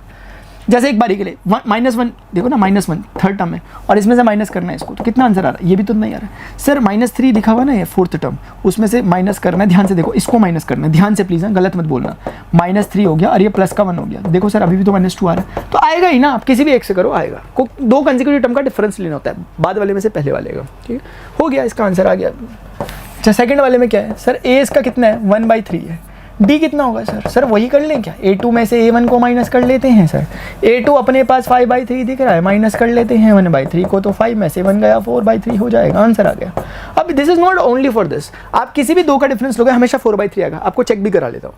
देखो 1/3 में 4/3 जोड़ो, इतना होता है 5/3, 5/3 में फिर से 4/3 जोड़ो, क्या 9/3 होगा, 9/3 में 4/3 जोड़ो, क्या 13/3 होगा, दिख रहा है आंखों से। इसलिए reverse learning is necessary, please किया करो बार बार, आंसर निकालने के बाद क्वेश्चन में वापस लौटा करो। Which of the following are अच्छा, बोले कि कॉमन डिफरेंस निकाल लो इसका और राइट 3 मोर टर्म्स लिखो, मतलब हमें डराने के पूरे के पूरी साजिशें की जा रही हैं, ठीक है। चलो देखो, a बराबर है हमारे पास इस पर्टिकुलर क्वेश्चन में 2 है, कॉमन डिफरेंस आपके एनसीईआरटी से लिए गए क्वेश्चन है, कुछ को छोड़ा गया बीच बीच में, अदरवाइज पूरी प्रॉपर एक्सरसाइज करवाऊंगा, उसकी चिंता की बात नहीं है। लेकिन अभी ये एक काइंड ऑफ वन शॉट है, मैं पूरी सेंस दूंगा आपको इसमें, और साथ में एग्जाम्पल टाइप में क्वेश्चन करा दे रहा हूँ आप ही के क्वेश्चन बुक के। तो डी में आप क्या करोगे, हमने सीखा सर कि a2 माइनस a1 करने का, तो a2 कितना है 5/2 है, इसमें से 2 को माइनस कर देने का। तो कैसे करते हो उसको, आप शायद जानते होंगे, 2 इधर जाएगा, सर क्या बता रहे हैं आप, तो आज हम पहली बार पढ़े, ऐसा तो नहीं है कोई बच्चा, 5 में से 1 गलत तो नहीं बोल दिया मैंने, ऐसे ही करते हैं, ठीक है, बटरफ्लाई मल्टीप्लिकेशन ऐसे तो करते हो आप, 2 2 4 समझ गए यार सर आप क्या, ठीक है भाई समझ गए, खुश रहो, समझ गए आप। अच्छा करना क्या था हमें सर, करना ये है कि आपने बता दिया कि हमारे पास A2 निकल गया और आपने बता दिया कि हमारे पास D½ निकल गया। इसके लेकिन सर फर्स्ट 3 टर्म्स तो निकालो 3 मोर टर्म्स बताओ इसके। तो बहुत ईजी है मुन्ना, बहुत ईजी है। पहले को 2 लिखो, उसके बाद 2 पे हाफ जोड़ दो क्योंकि A पे D जोड़ देने का, फिर जो भी रिजल्ट आया उसमें फिर जो भी रिजल्ट आया, ये जो भी चीज़ आई है, ये जो भी आया है मुझे नहीं पता क्या है, इसमें हाफ जोड़ देने का। ये तो तरीका यही है, चाहे आप कुछ भी कहो, चाहे आप फॉर्मूले वगैरह लगाते रहो, लेकिन मेन तरीका तो यही है ना कि पहले टर्म में D जोड़ दो, फिर वो जो आया उसमें D जोड़ दो, भाई चलते रहो, सॉल्व कर लो इसे। यहाँ पे 2 है, देखो 2 2 जा 4 + 1 5/2, गलत कर रहा हूँ क्या मैं? अब ये कितना हो गया हमें पता है, 5/2 हो गया, झूठ नहीं, हमें पता है भाई, ऐसा नहीं कि हमें जानबूझ के। 5/2 में 1/2 जुड़ेगा, 6/2 होगा नहीं होगा बोलो, और 6/2 को क्या तुम लोग 3 नहीं लिख सकते, हो गया 3, आगे आंसर। यही चाह रहे थे, वैसे ही करो आप ज़्यादा चक्करों में मत पड़ जाना कहीं कि सर हम ऐसे करें, हम वही से करें, हम कैलकुलेशन करें, हमने फॉर्मूला नहीं लगाया सर नंबर कट जाएंगे हमारे एग्जाम में, ऐसा कुछ नहीं होता, ठीक है ना। आपको समझ में आना चाहिए, अगर आपको एक बार चीज़ें समझ में आ गई तो कोई आपके नंबर नहीं काट सकता, किसी ने काटे भी तो आप समझ जाओगे कि सामने वाले को ही नहीं समझ आता इसका मतलब, ठीक है। इसके बाद ना 3 बार डॉट रहने चाहिए, बहुत बार लगा दिया इन्होंने, गलती से हो गया होगा, कोई बात नहीं, चलो ठीक है। ये ऐसा कुछ दे रखा, भाई साहब हम तो डर गए एकदम से। सर डरते बहुत हो आप। -1.2 D बराबर कैसे निकलेगा, A2 - A1, क्योंकि इन्होंने बोला ही है कि AP है तो चक्कर ही नहीं है हमें, कोई भी 2 कंसेक्यूटिव ले सकते हो, आपका जो मन कर रहा है। फिलहाल चलो यहीं से ले लेते हैं, छोड़ा माइनस का 3.2, प्लीज़ साइन का सिंबल का ध्यान रखना, नेगेटिव है लेकिन वो नेगेटिव का है तो उसको ऐसे लिखना, गलती मत करना इस पर प्लीज़। माइनस का 3.2 और प्लस का 1/2 हो जाएगा। कैलकुलेट करोगे तो देखो प्लस माइनस माइनस होता है, होगा तो माइनस। 3/2 में से 1/2 जाएगा तो कितना बचेगा सर, 2/2 बचेगा, मतलब 2 में से 2 गया 0, 3 में से 1 गया 2, तो 2.0 बचेगा, लेकिन माइनस का क्यों बड़ा है। तो कहने का मतलब है इसमें 2 जोड़ेंगे, अगर हम इसमें माइनस का 2 जोड़ेंगे तो ये आएगा, इसमें माइनस का 2 जोड़ेंगे, बिल्कुल समझ में भी आ रहा है, सेंस बन रहा है सर। तो कुल मिलाकर के हम ये कहना चाह रहे हैं कि हमारे पास A तो माइनस का 1.2 था और D हमारे पास जो निकला वो माइनस का 2.0 निकला, तो उस हिसाब से हमारे पास माइनस का 1.2, इसमें 2 जोड़ोगे तो माइनस का, अरे भाई ये चल क्या रहा,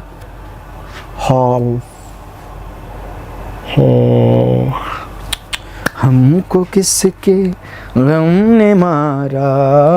आंखें बंद कर लो सबके सब। इन्होंने बोला था 3 मोर टर्म बताने, भाई मैं तो वही 3 टर्म दे के चले गया इनको जो इन्होंने दिए थे मुझे। कोई बात नहीं सर, कोई दिक्कत नहीं है, ऐसा कोई घबराने की बात नहीं है। 7/2 था ना सर, तो 1/2 तो जोड़ना उसमें। 7/2 में 1/2 जोड़ोगे तो 8/2 होगा, 8/2 का 4 बोल सकते हो। तो 8/2 में आप 1/2 फिर से जोड़ोगे तो 9/2 होगा, 9/2 में आप फिर से 1/2 जोड़ोगे तो 10/2 होगा, जैसे आप 5 बोल सकते हो। लो सर दे दी मैंने टर्म, घबराने का नहीं, ठीक है, घबराने का नहीं। अब यही चक्करबाजी यहाँ शुरू कर दो। 7/2 में आप समझ रहे हो कि भाई मुझे 2 जोड़ते रहना है, आपको कुछ नहीं करना, बहुत ईजी बन रहा है ये पैटर्न, क्योंकि 7 के बाद 2 जोड़ना, माइनस का 9.2 बोल दो, माइनस का 11.2 बोल दो और माइनस का 13.2 बोल दो। उसी पैटर्न को लेके चले गया मैं, -2 ऐड करते रहना है मुझे हर बार। तो असल में मैं माइनस की तरफ चले गया, वो 3 टर्म्स आ गए। आई गेस आपको समझ में आ गया होगा। विच ऑफ द फॉलोइंग, फिर से वही चक्करबाजियाँ, फिर से वही सब कुछ। बोले फर्स्ट टर्म कितना है 3 है, सेकंड टर्म कितना है 3 + √2 है, थर्ड टर्म कितना है 3 +, अरे भाई करना क्या चाहते हो, कहना क्या चाहते हो, 3 + 3 √2, ये ऐसा कुछ हो गया, ऐसा है। आप बोल रहे कि सर इसे करके दिखाओ अगर आपको आता है तो।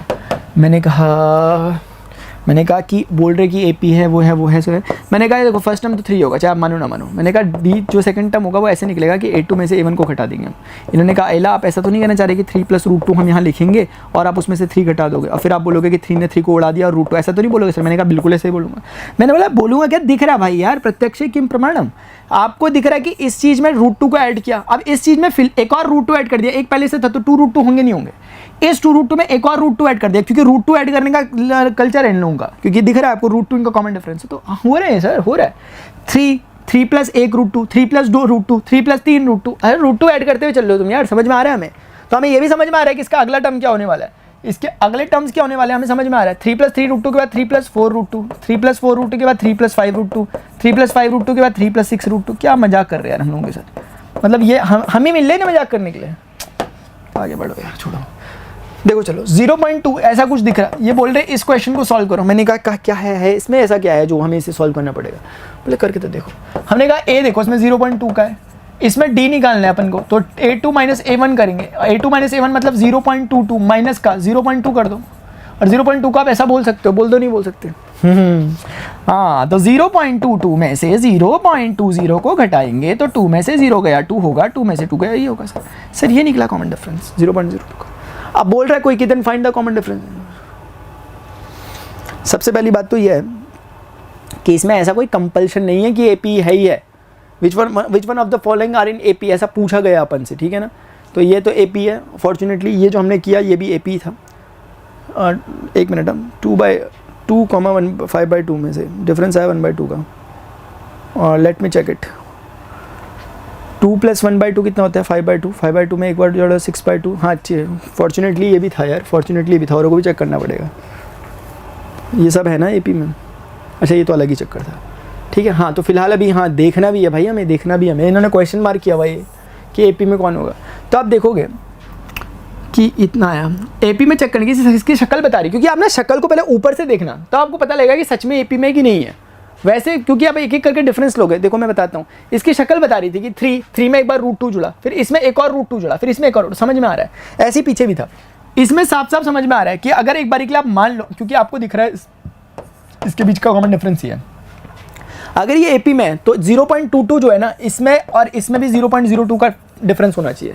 और आप समझ रहे हो कि इन दोनों को जोड़ के आंसर ही आना चाहिए, कभी भी नहीं आ रहा, क्योंकि इन दोनों को जोड़ के आंसर आ रहा है 0.24, ये बिल्कुल भी नहीं है, डिफरेंस ही कॉमन नहीं है। तो आप इस चीज़ को सिंपल ये कह सकते हो कि A3 - A2 is not equal to A2 - A1, hence not an AP। AP नहीं है तो क्या निकालें हम इसके, कौन से टर्म निकाले फिर हम इसके, 3 टर्म कौन से निकालेंगे, तो खत्म। शक्ल देख के बता देगी आपकी ऊपर से कि वो AP में है कि नहीं है, थोड़ा सा प्रैक्टिस और ज़्यादा कुछ नहीं, आगे बढ़ो। Which one of the following, फिर से वही क्वेश्चन कि AP में है कि नहीं है। If they form an AP then find the common difference D and write 3 more terms। अगर ये AP में है तो इसका कॉमन डिफरेंस निकालो। जैसे ये आप कॉमन डिफरेंस कहोगे गलत है, क्योंकि कॉमन डिफरेंस तब निकलेगा जब AP में होगा, AP में नहीं है। तो आप स्टार्टिंग में ही ये बात बोल सकते हो, ये वाली बात आप स्टार्टिंग में बोल के इसको जस्टिफाई कर सकते हो। आगे बढ़ते, जैसे इस क्वेश्चन में अगर आप लोग आएंगे, जैसे इस क्वेश्चन में आप लोग आएंगे तो इसमें पहला दे रखा ये भी नहीं है, क्योंकि इसकी शक्ल बता रही है कि ये GP है। GP क्या होता है वो आपको जानने की जरूरत नहीं है, AQ A4, ठीक है। अब देखो ना यार कहाँ से है भाई, कहाँ से कैसे है ये। Which of the following are in AP if they form an AP होने के लिए A² - A मैंने किया, और वहाँ से मैं A³ - A² कर रहा हूँ, ये कभी भी इक्वल आएगा क्या? नहीं आएगा सर, इक्वल नहीं है। इन जनरल बात कर रहा हूँ मैं, इक्वल नहीं है। जैसे एक बारी के लिए आप सोचो, एग्जाम्पल के लिए आप सोचो कि 2 है, यहाँ 2 का स्क्वायर है, यहाँ 2 का क्यूब है, यहाँ 2 का 4 है। एक बारी के लिए सोचो, मतलब क्या हुआ, ये 2 है, ये 4 है, ये 8 है, ये 16 है। क्या ये AP लग रही है आपको? नहीं, AP नहीं है, इसे GP कहते हैं, जहाँ पर कॉमन डिफरेंस नहीं कॉमन रेशियो होता है। क्योंकि 2 का 2 से मल्टीप्लाइड, उसका रहने दो, अभी रहने दो, कॉमन वो रहने दो GP। लेकिन AP तो नहीं है ना, क्योंकि 4 और 2 का डिफरेंस 2 होता है, 8 और 4 का डिफरेंस 4 होता है, 16 और 8 का डिफरेंस 8 होता है, बढ़ता है डिफरेंस, कॉमन नहीं। तो this is not an AP। चलो वो देख लो जो दिख रहा है आपको, √2 है। √8 को आप 2√2 बोल सकते हैं, आप समझते हो ना इस बात को। मैं ऐसा इसलिए बोल रहा हूँ क्योंकि देखो 8 जो होता है इसे 2 4 बोल सकते हैं, और 2 2 बोल सकते हैं, और 2 1 बोल सकते हैं। तो जो पेयर बनते हैं उसे 1 मान लिया जाता है यूनिट 2, और जो नहीं बनता पेयर उसे रूट के अंदर लिख लिया जाता है। बहुत सारे तरीके हैं बोलने के। इसका दूसरा तरीका ये होता है समझने का कि 8 को आप ऐसा बोलते हो 4 × 2। जब आप रूट लेते हो दोनों तरफ तो 4 तो रूट से बाहर आके 2 हो जाएगा, वो वाला अंदर रह जाएगा। तो ये भी एक तरीका है सोचने का, ठीक है। There are lot of ways. 18 है तो 18 को कैसे निकालोगे, √18। तो इसी तरीके से चलने की कोशिश करते हैं। देखो √18 को आप एसेट की टर्म्स में बोलो, जो परफेक्ट स्क्वायर होता है। 9 हम जानते हैं परफेक्ट स्क्वायर है, तो इसको ऐसा बोलना पसंद करेंगे हम। ये 9 बाहर आएगा, 3 हो जाएगा, अंदर √2 रह जाएगा, तो इसको हम बोल सकते हैं 3√2। इसी तरीके से √32 है। √32 को आप ऐसे की टर्म्स में तोड़ो जिसका स्क्वायर आप जानते हो। जैसे 16 को हम जानते हैं, 16 का रूट कितना होता है, तो इसे हम 2 × 16 कहेंगे। 2 × 16 में 16 बाहर आएगा, 4 हो जाएगा, √2 अंदर रह जाएगा, तो उस हिसाब से 4√2। ये तो हमने यही डिकोड कर दिया। क्या मैं गलत कह रहा हूँ कुछ? तो सिंपल डिकोडिंग हो गई, क्योंकि √2 2√2 3√2 4√2 समझ में आ रहा है भाई कि √2 ऐड हो रहा है। आपको नहीं आ रहा समझ में तो कोई बात नहीं, एक को √2 लिखो, दिख रहा है इसकी शक्ल बता रही है, इसलिए आप करके देखो। 2√2 में से सर हम √2 को घटा रहे हैं, तो हमने देखा कि √2 कॉमन आ गया यहाँ से, तो यहाँ 2 बचा, यहाँ तो कुछ नहीं था, -1 बचा। 2 में से 1 गया, 1 हुआ, √2 बचा। मैंने पहले प्रेडिक्ट किया, आपको दिख रहा है, क्योंकि √2 2√2 3√2 4√2, इसका मतलब √2 जोड़ते रहते हो। तो आप क्या सीधे नहीं बोल सकते कि इसके बाकी टर्म्स क्या होंगे? सिर्फ 5√2 होगा, 6√2 होगा, 7√2 होगा। 3 ही निकालने थे शायद, निकाल दो। कितने निकालने? 3 निकालने, बस हो गया खत्म, ठीक है। आप कोई टेंशन नहीं है, क्योंकि इसमें से इसको घटा के देखो आप। 3√2 में से 2√2 जाएगा, 1√2 आएगा, मतलब √2 आएगा। 4√2 में से 3√2 जाएगा, 1√2 आएगा, मतलब √2 आएगा। कॉमन डिफरेंस मेंटेन है √2 का हमेशा। लेकिन ये क्वेश्चन में थोड़ा इंपॉर्टेंट मैं मानता हूँ, क्योंकि इसमें डिकोडिंग करना जरूरी है। जब तक आपको √2 √18 इनको तोड़ोगे नहीं ऐसे, तब तक आपके लिए क्लियर नहीं होगा। ऐसे क्वेश्चन दिया रहेगा, हर कोई पहचान लेगा, ऐसे में थोड़ा पहचानना मुश्किल है। एक्सरसाइज 5.2 पे आते हैं। क्या है इसमें? कुछ भी नहीं है। Fill in the blanks A, D and F, वही जो हमने पढ़ा ऑलरेडी, ठीक है। देखते हैं क्या है। देखो हमने जो एक फॉर्मूला पढ़ा भी, जिसका यूज होता हुआ यहाँ पे नजर आएगा, वो फॉर्मूले का बेसिक्स आपको क्लियर होनी चाहिए। जो मैंने बताया, मैंने AN = A + N - 1 × D का। अब इस क्वेश्चन को समझो कहना क्या जा रहा है। इसमें बहुत सारे बॉक्सेस हैं और सिर्फ एक ही ले रखा। मतलब क्या है इसका? मतलब ये है कि देखो उसका मतलब समझो पहले। -18 पहला टर्म है, ये है, डी नहीं पता, एन पता है कि 10 टर्म लेने, यानी कि जैसे ये पहला टर्म है A1, ऐसे करके दूसरा टर्म कुछ A2 होगा, कुछ तीसरा टर्म होगा, कुछ चौथा टर्म होगा, ऐसे करके there will be 10 terms, 10 term होंगे इसमें, ठीक है। और 10वां टर्म हमें 0 दे रखा है। अगर आप गौर से समझो तो ये दे रखा है, अगर आप समझो बात को, क्योंकि n 10 है, यानी 10 टर्म पे हमें बात करनी है, यानी यहाँ से लेके यहाँ तक 10 टर्म है, जिसमें पहला टर्म हमें दे रखा है और अल्टीमेटली हमें ये वाला टर्म भी दे रखा है 10वें नंबर का, क्योंकि 8 जो लिखा हुआ और n क्योंकि 10 है तो 8 दे रखा 0। फिर बोल ले कि बताओ कॉमन डिफरेंस कितना होगा। ये क्वेश्चन इजी वन, मतलब आराम से कह सकते हैं आप, शायद समझ पा रहे होंगे, ठीक है। तो हम इसे स्टार्ट करते हैं। हमें जो इन्फॉर्मेशन, ये मैंने आपको स्ट्रक्चर बताया कि एक्चुअली बात ये है, लेकिन करने का तरीका क्या होगा, ये फॉर्मूला कैन हेल्प अस। देखो कैसे हम बोलेंगे, इफ यूर प्लेसिंग n बराबर 10, क्योंकि n 10 पर बातचीत हो रही है, तो ये हो जाएगा A10, ये हो जाएगा A, ये हो जाएगा 10 - 1 और ये हो जाएगा D। A10 आपको गिवन है, क्योंकि बता रखा है कि जब n 10 होता है तो A10 0 आता है, वो नंबर ऑफ टर्म 0 हो जाता है। A आपको दे रखा -18 है और +9D। अब आप देखो कितनी आसानी से हमें D मिल गया, क्योंकि -18 दे रहेगा, प्लस का 18 हो जाएगा, 9D हो जाएगा, और D बराबर हो जाएगा 9 × 2 = 18, 2 हो जाएगा, D 2 है। मतलब क्या हुआ? मतलब ये हुआ कि अगर ये -18 है तो -18 + 2 कितना होता होगा? -16, फिर ये -14, फिर ये -12, फिर ये -10, फिर ये -8, -6, -4, -2 और उसके बाद 0। ये था वो, पता है आपको, हमने पूरी AP खोल दी। हमसे कोई कुछ भी पूछ लेता हम बता देते। एक बार के लिए सोचो, इसी क्वेश्चन में अगर कोई बोल रहा होता आपसे कि मुझे ये, कोई यहाँ पे लिख देता कि मुझे A6 बताओ कितना होगा, ये बोल लेता, तो हम बोलते कि A6 का मतलब हुआ कि A + n - 1, यानी 6 - 1 × D, क्योंकि मैं इस फॉर्मूले पे गया, n के प्लेस पे 6 रखा। जैसे ही मुझे A6 निकालना होता, मुझे जरूरत पड़ती A की। A मुझे क्वेश्चन में दे रखा था -18, + 6 - 1 5 होता है। D मैंने अभी कैलकुलेट किया, यहाँ से 2 कैलकुलेट किया, 5 × 2 = 10, -18 + 10 कितना होता है? -8। मैंने बोला ये है, चेक कर लो, क्रॉस चेक कर लो। कैसे करोगे क्रॉस चेक?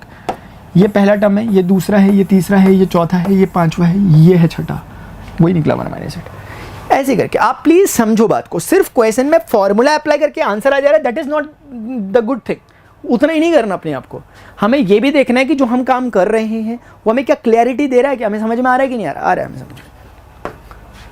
नेक्स्ट क्वेश्चन, इसमें प्लीज जितने बॉक्सेस में जितने क्वेश्चन देखें करना, नहीं होंगे तो बताना मुझे। अभी ये वन शॉट टाइप में पूरे चैप्टर को हम कवर कर रहे हैं और मेन क्रक्स बताते हुए, अगर आप थोड़ा सा भी समझ रहे हो तो बाकी क्वेश्चन को एज असाइनमेंट लेना। Choose the correct choice in the following and justify. 11th term of AP is -3 -1/2 2 and पता नहीं क्या क्या बोलते रहते हैं।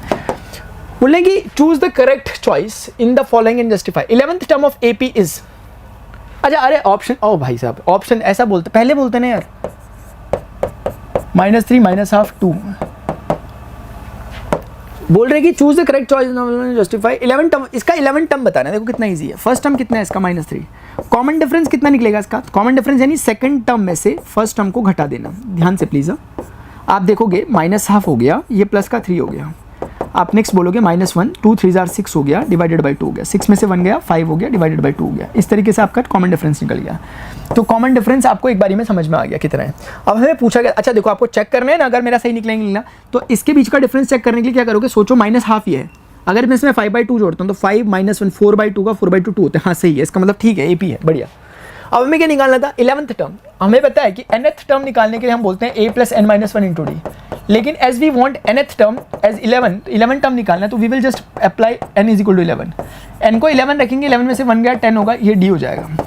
A कितना है आपका? A -3 है, -3 प्लस का 10 × D। D कितना है आपने कहीं निकाला क्या?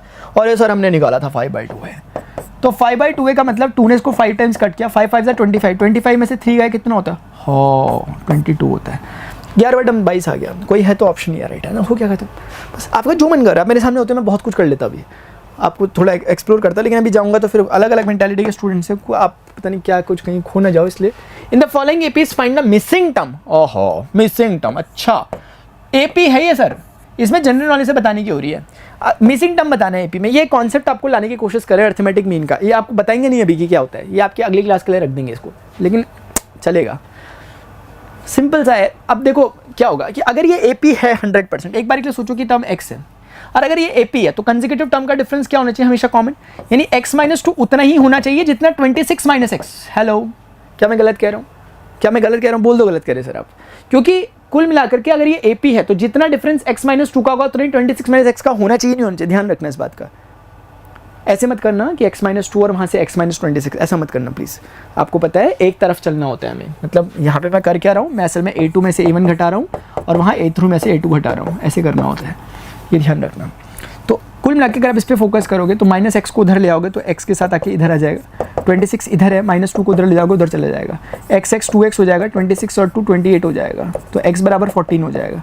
बस निकल गया। आपको समझ में आ गया कि वो जो x था वो 14 था। इसका मीनिंग क्या हुआ? इसका मतलब हुआ कि अगर यहाँ 14 रहेगा तो AP बनेगी, क्योंकि 2 और 14 के बीच में 12 का डिफरेंस, 14 और 26 के बीच में 12 का डिफरेंस बन गया AP।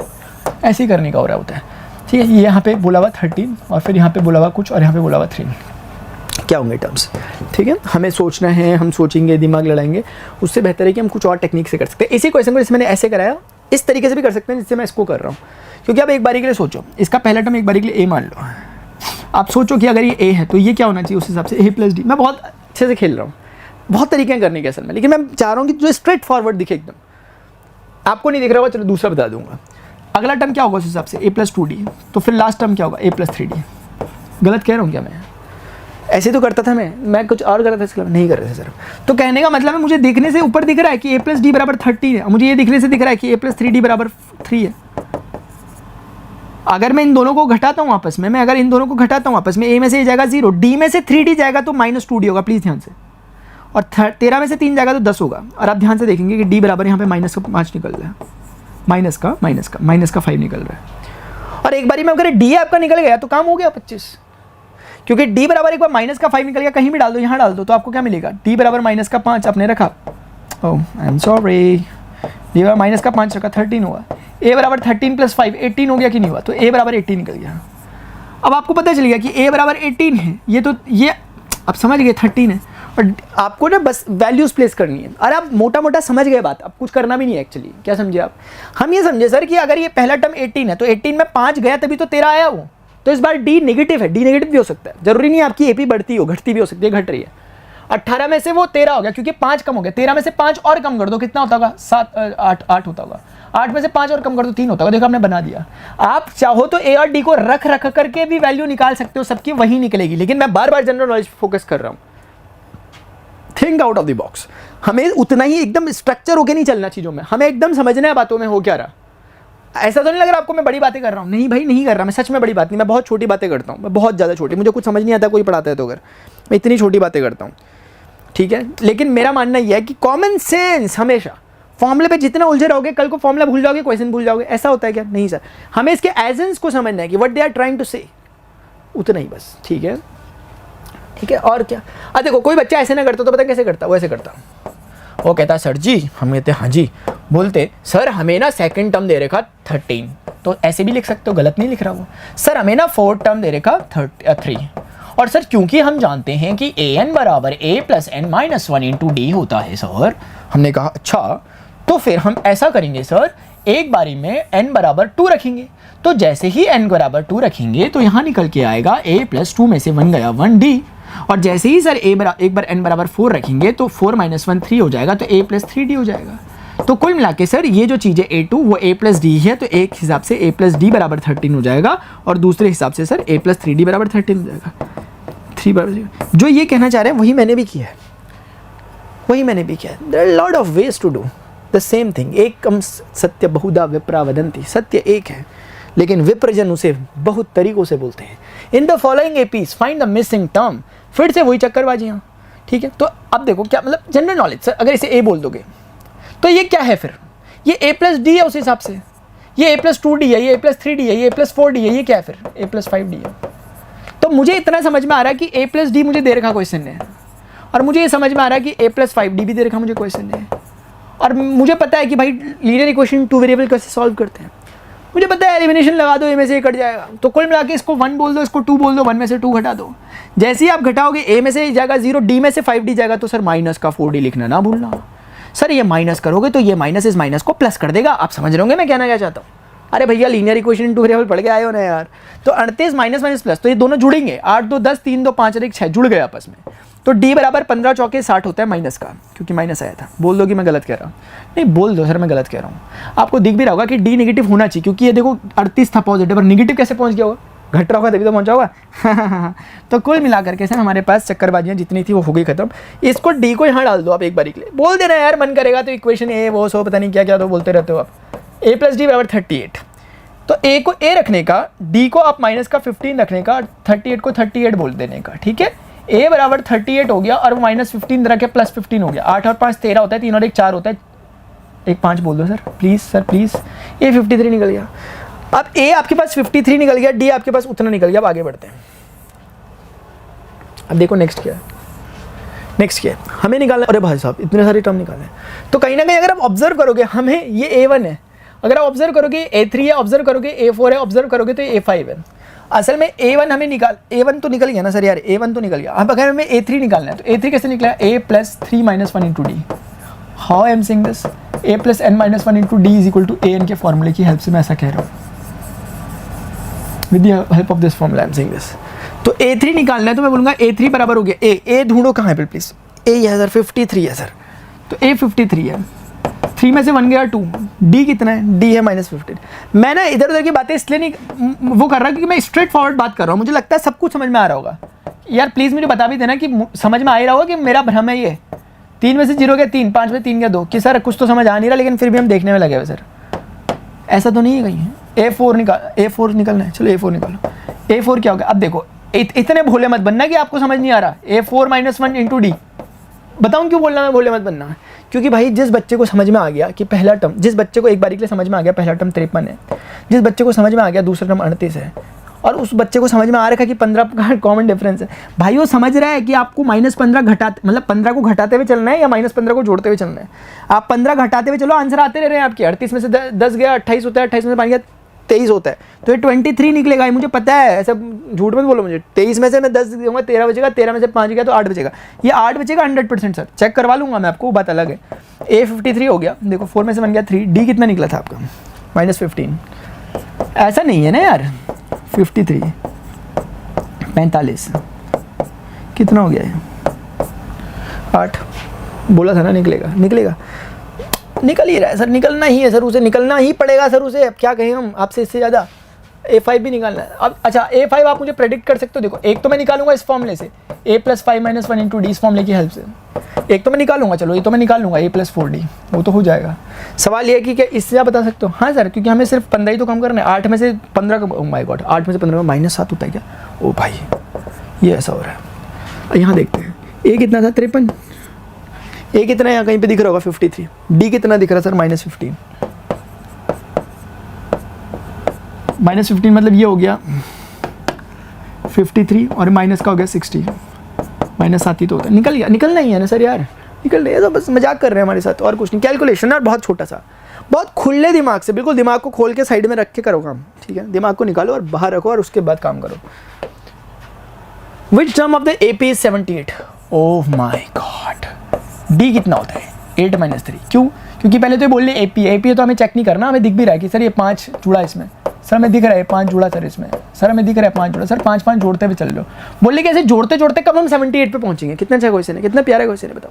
समझो बात को कि 78 बोले कि इसका कौन से नंबर का टर्म 78 होगा, जैसे चौथे नंबर का टर्म 18 है, तीसरे नंबर का 13 है, दूसरे का 8 है, पहले का 3 है, ऐसी कौन से नंबर का 78 होगा।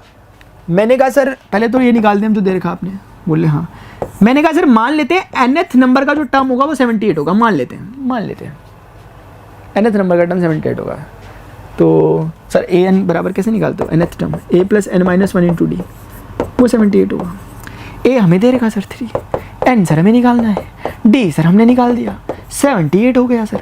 तो ये कुछ तो बता जिंदगी अपना पता जिंदगी, तारों भरी एक रात में तेरे खत पड़ेंगे, साथ में कोरा जो पन्ना रह गया, मतलब 16वें नंबर का टर्म 68 है। आपको मेरी बातों का यकीन नहीं होगा, देखो इधर 3 8 13 18, आपका ना मन कर रहा ना जोड़ते चलो इसमें 5 8 5 23, 23 5 28, 28 5 33, 33 5 38, 38 5 43, 43 5 48, 48 5 53, 53 5 58, 58 5 63, 63 5 68, 68 5 73, ऐसे करके दिखाता हूँ मैं आपको। देखो ये पहला, दूसरा, तीसरा, चौथा, पाँचवा, छठा, सातवां, आठवां, नौवां, 10वां, 11वां, 12वां, 13वां, 14वां, 15वां। मजाक थोड़ी रहे, 15वें नंबर का टर्म है।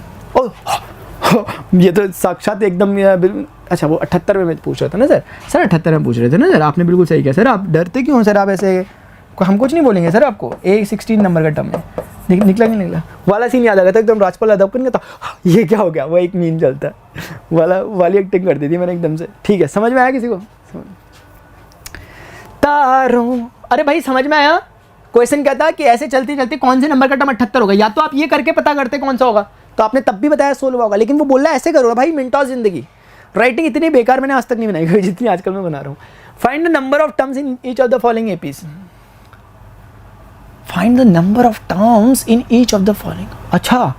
अच्छा जी 18, इसको थोड़ा सॉल्व कर लोगे। 15 दूनी 30 और 31/2, ये कितना होता है सर? 13। ऐसे कर करके ना हमें ना -47 तक पहुंच गए हम।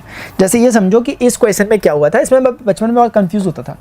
इस क्वेश्चन में ना 3, 8, 13, 18 ऐसे करते करते करते करते हम 78 तक पहुंच गए थे। हमें ये पता था कि ये पहले नंबर का है, हमें पता था दूसरे नंबर का, हमें पता था तीसरे नंबर का, हमें पता था चौथे नंबर का है, लेकिन हमें पता नहीं था ये कौन से नंबर का है। तो हमें इसे n बोला, तो हमें बेसिकली n को निकालना था कि क्या होगा, तो हमने निकाला, हमने बोला 16 होगा, ऐसा था। इस केस में क्या है ना, इस केस में भी हमारे पास सेम सिलसिला है। A1 दे रखा है, A2 दे रखा है, A3 दे रखा है, और पूछ रहे हैं कि बताओ कि फाइंड नंबर ऑफ टर्म्स कितने होंगे।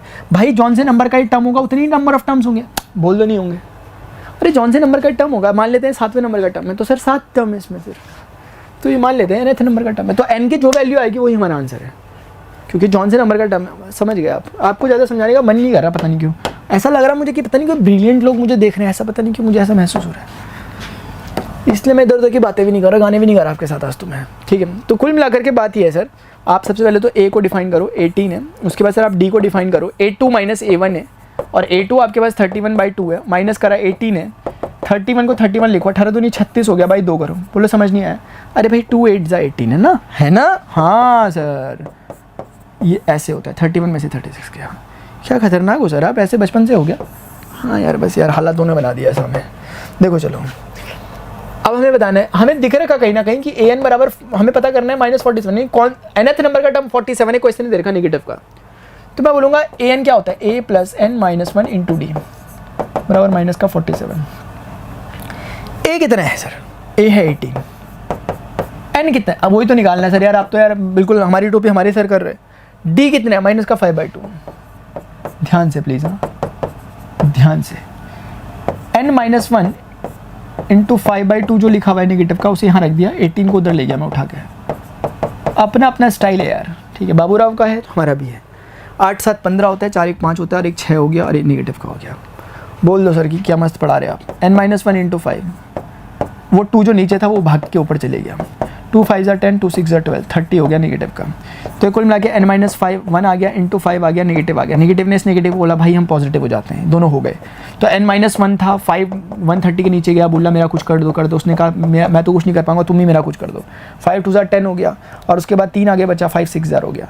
तो कुल मिला के अजुला करके हमारे पास n - 1 बराबर 26 आ गया, और n बराबर 27 आ गया।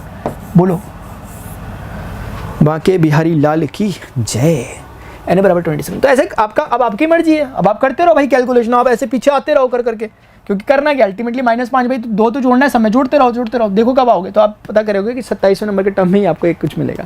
तो कैलकुलेशन से हमारा वो कैलकुलेशन बच जाएगा अगर हम इस प्रॉपर वे से चलेंगे। तो find the 31st term of an AP whose 11th term is 38 है। देखो चलो 11th टर्म 38 है, मैं नहीं बोल रहा, ये बोल रहा है। बोले 16th नंबर का टर्म कितना है, हमने बोला कितना है, बोले 73 है। मैंने कहा अच्छा। बोले कि भैया प्लीज़ यार बता दो कि 31st नंबर का टर्म कितना होगा। मैंने कहा ओह वाह, क्या पूछ लिया क्वेश्चन एकदम से। हमने कहा जैसे कि हमें तो पता ही नहीं कि n बराबर a + n - 1 × d होता है, हमें तो पता ही नहीं है ये बात। अभी आवाज़ सुनने भी जाना है यार, पता चल रहा कुछ चल ही नहीं रहा, मैं अकेले अकेले लगा हुआ। कितने बार हो गया ऐसा पता है आपको, अकेले अकेले लगा हुआ मैं वीडियो में बनाने में, बातचीत करने में, लास्ट में पता चला ले भाई रिकॉर्डिंग ही नहीं हो रही थी, ले भाई माइक ही ख़राब हो गया। भाई ऐसे ही होता रहता है हमारे साथ यार,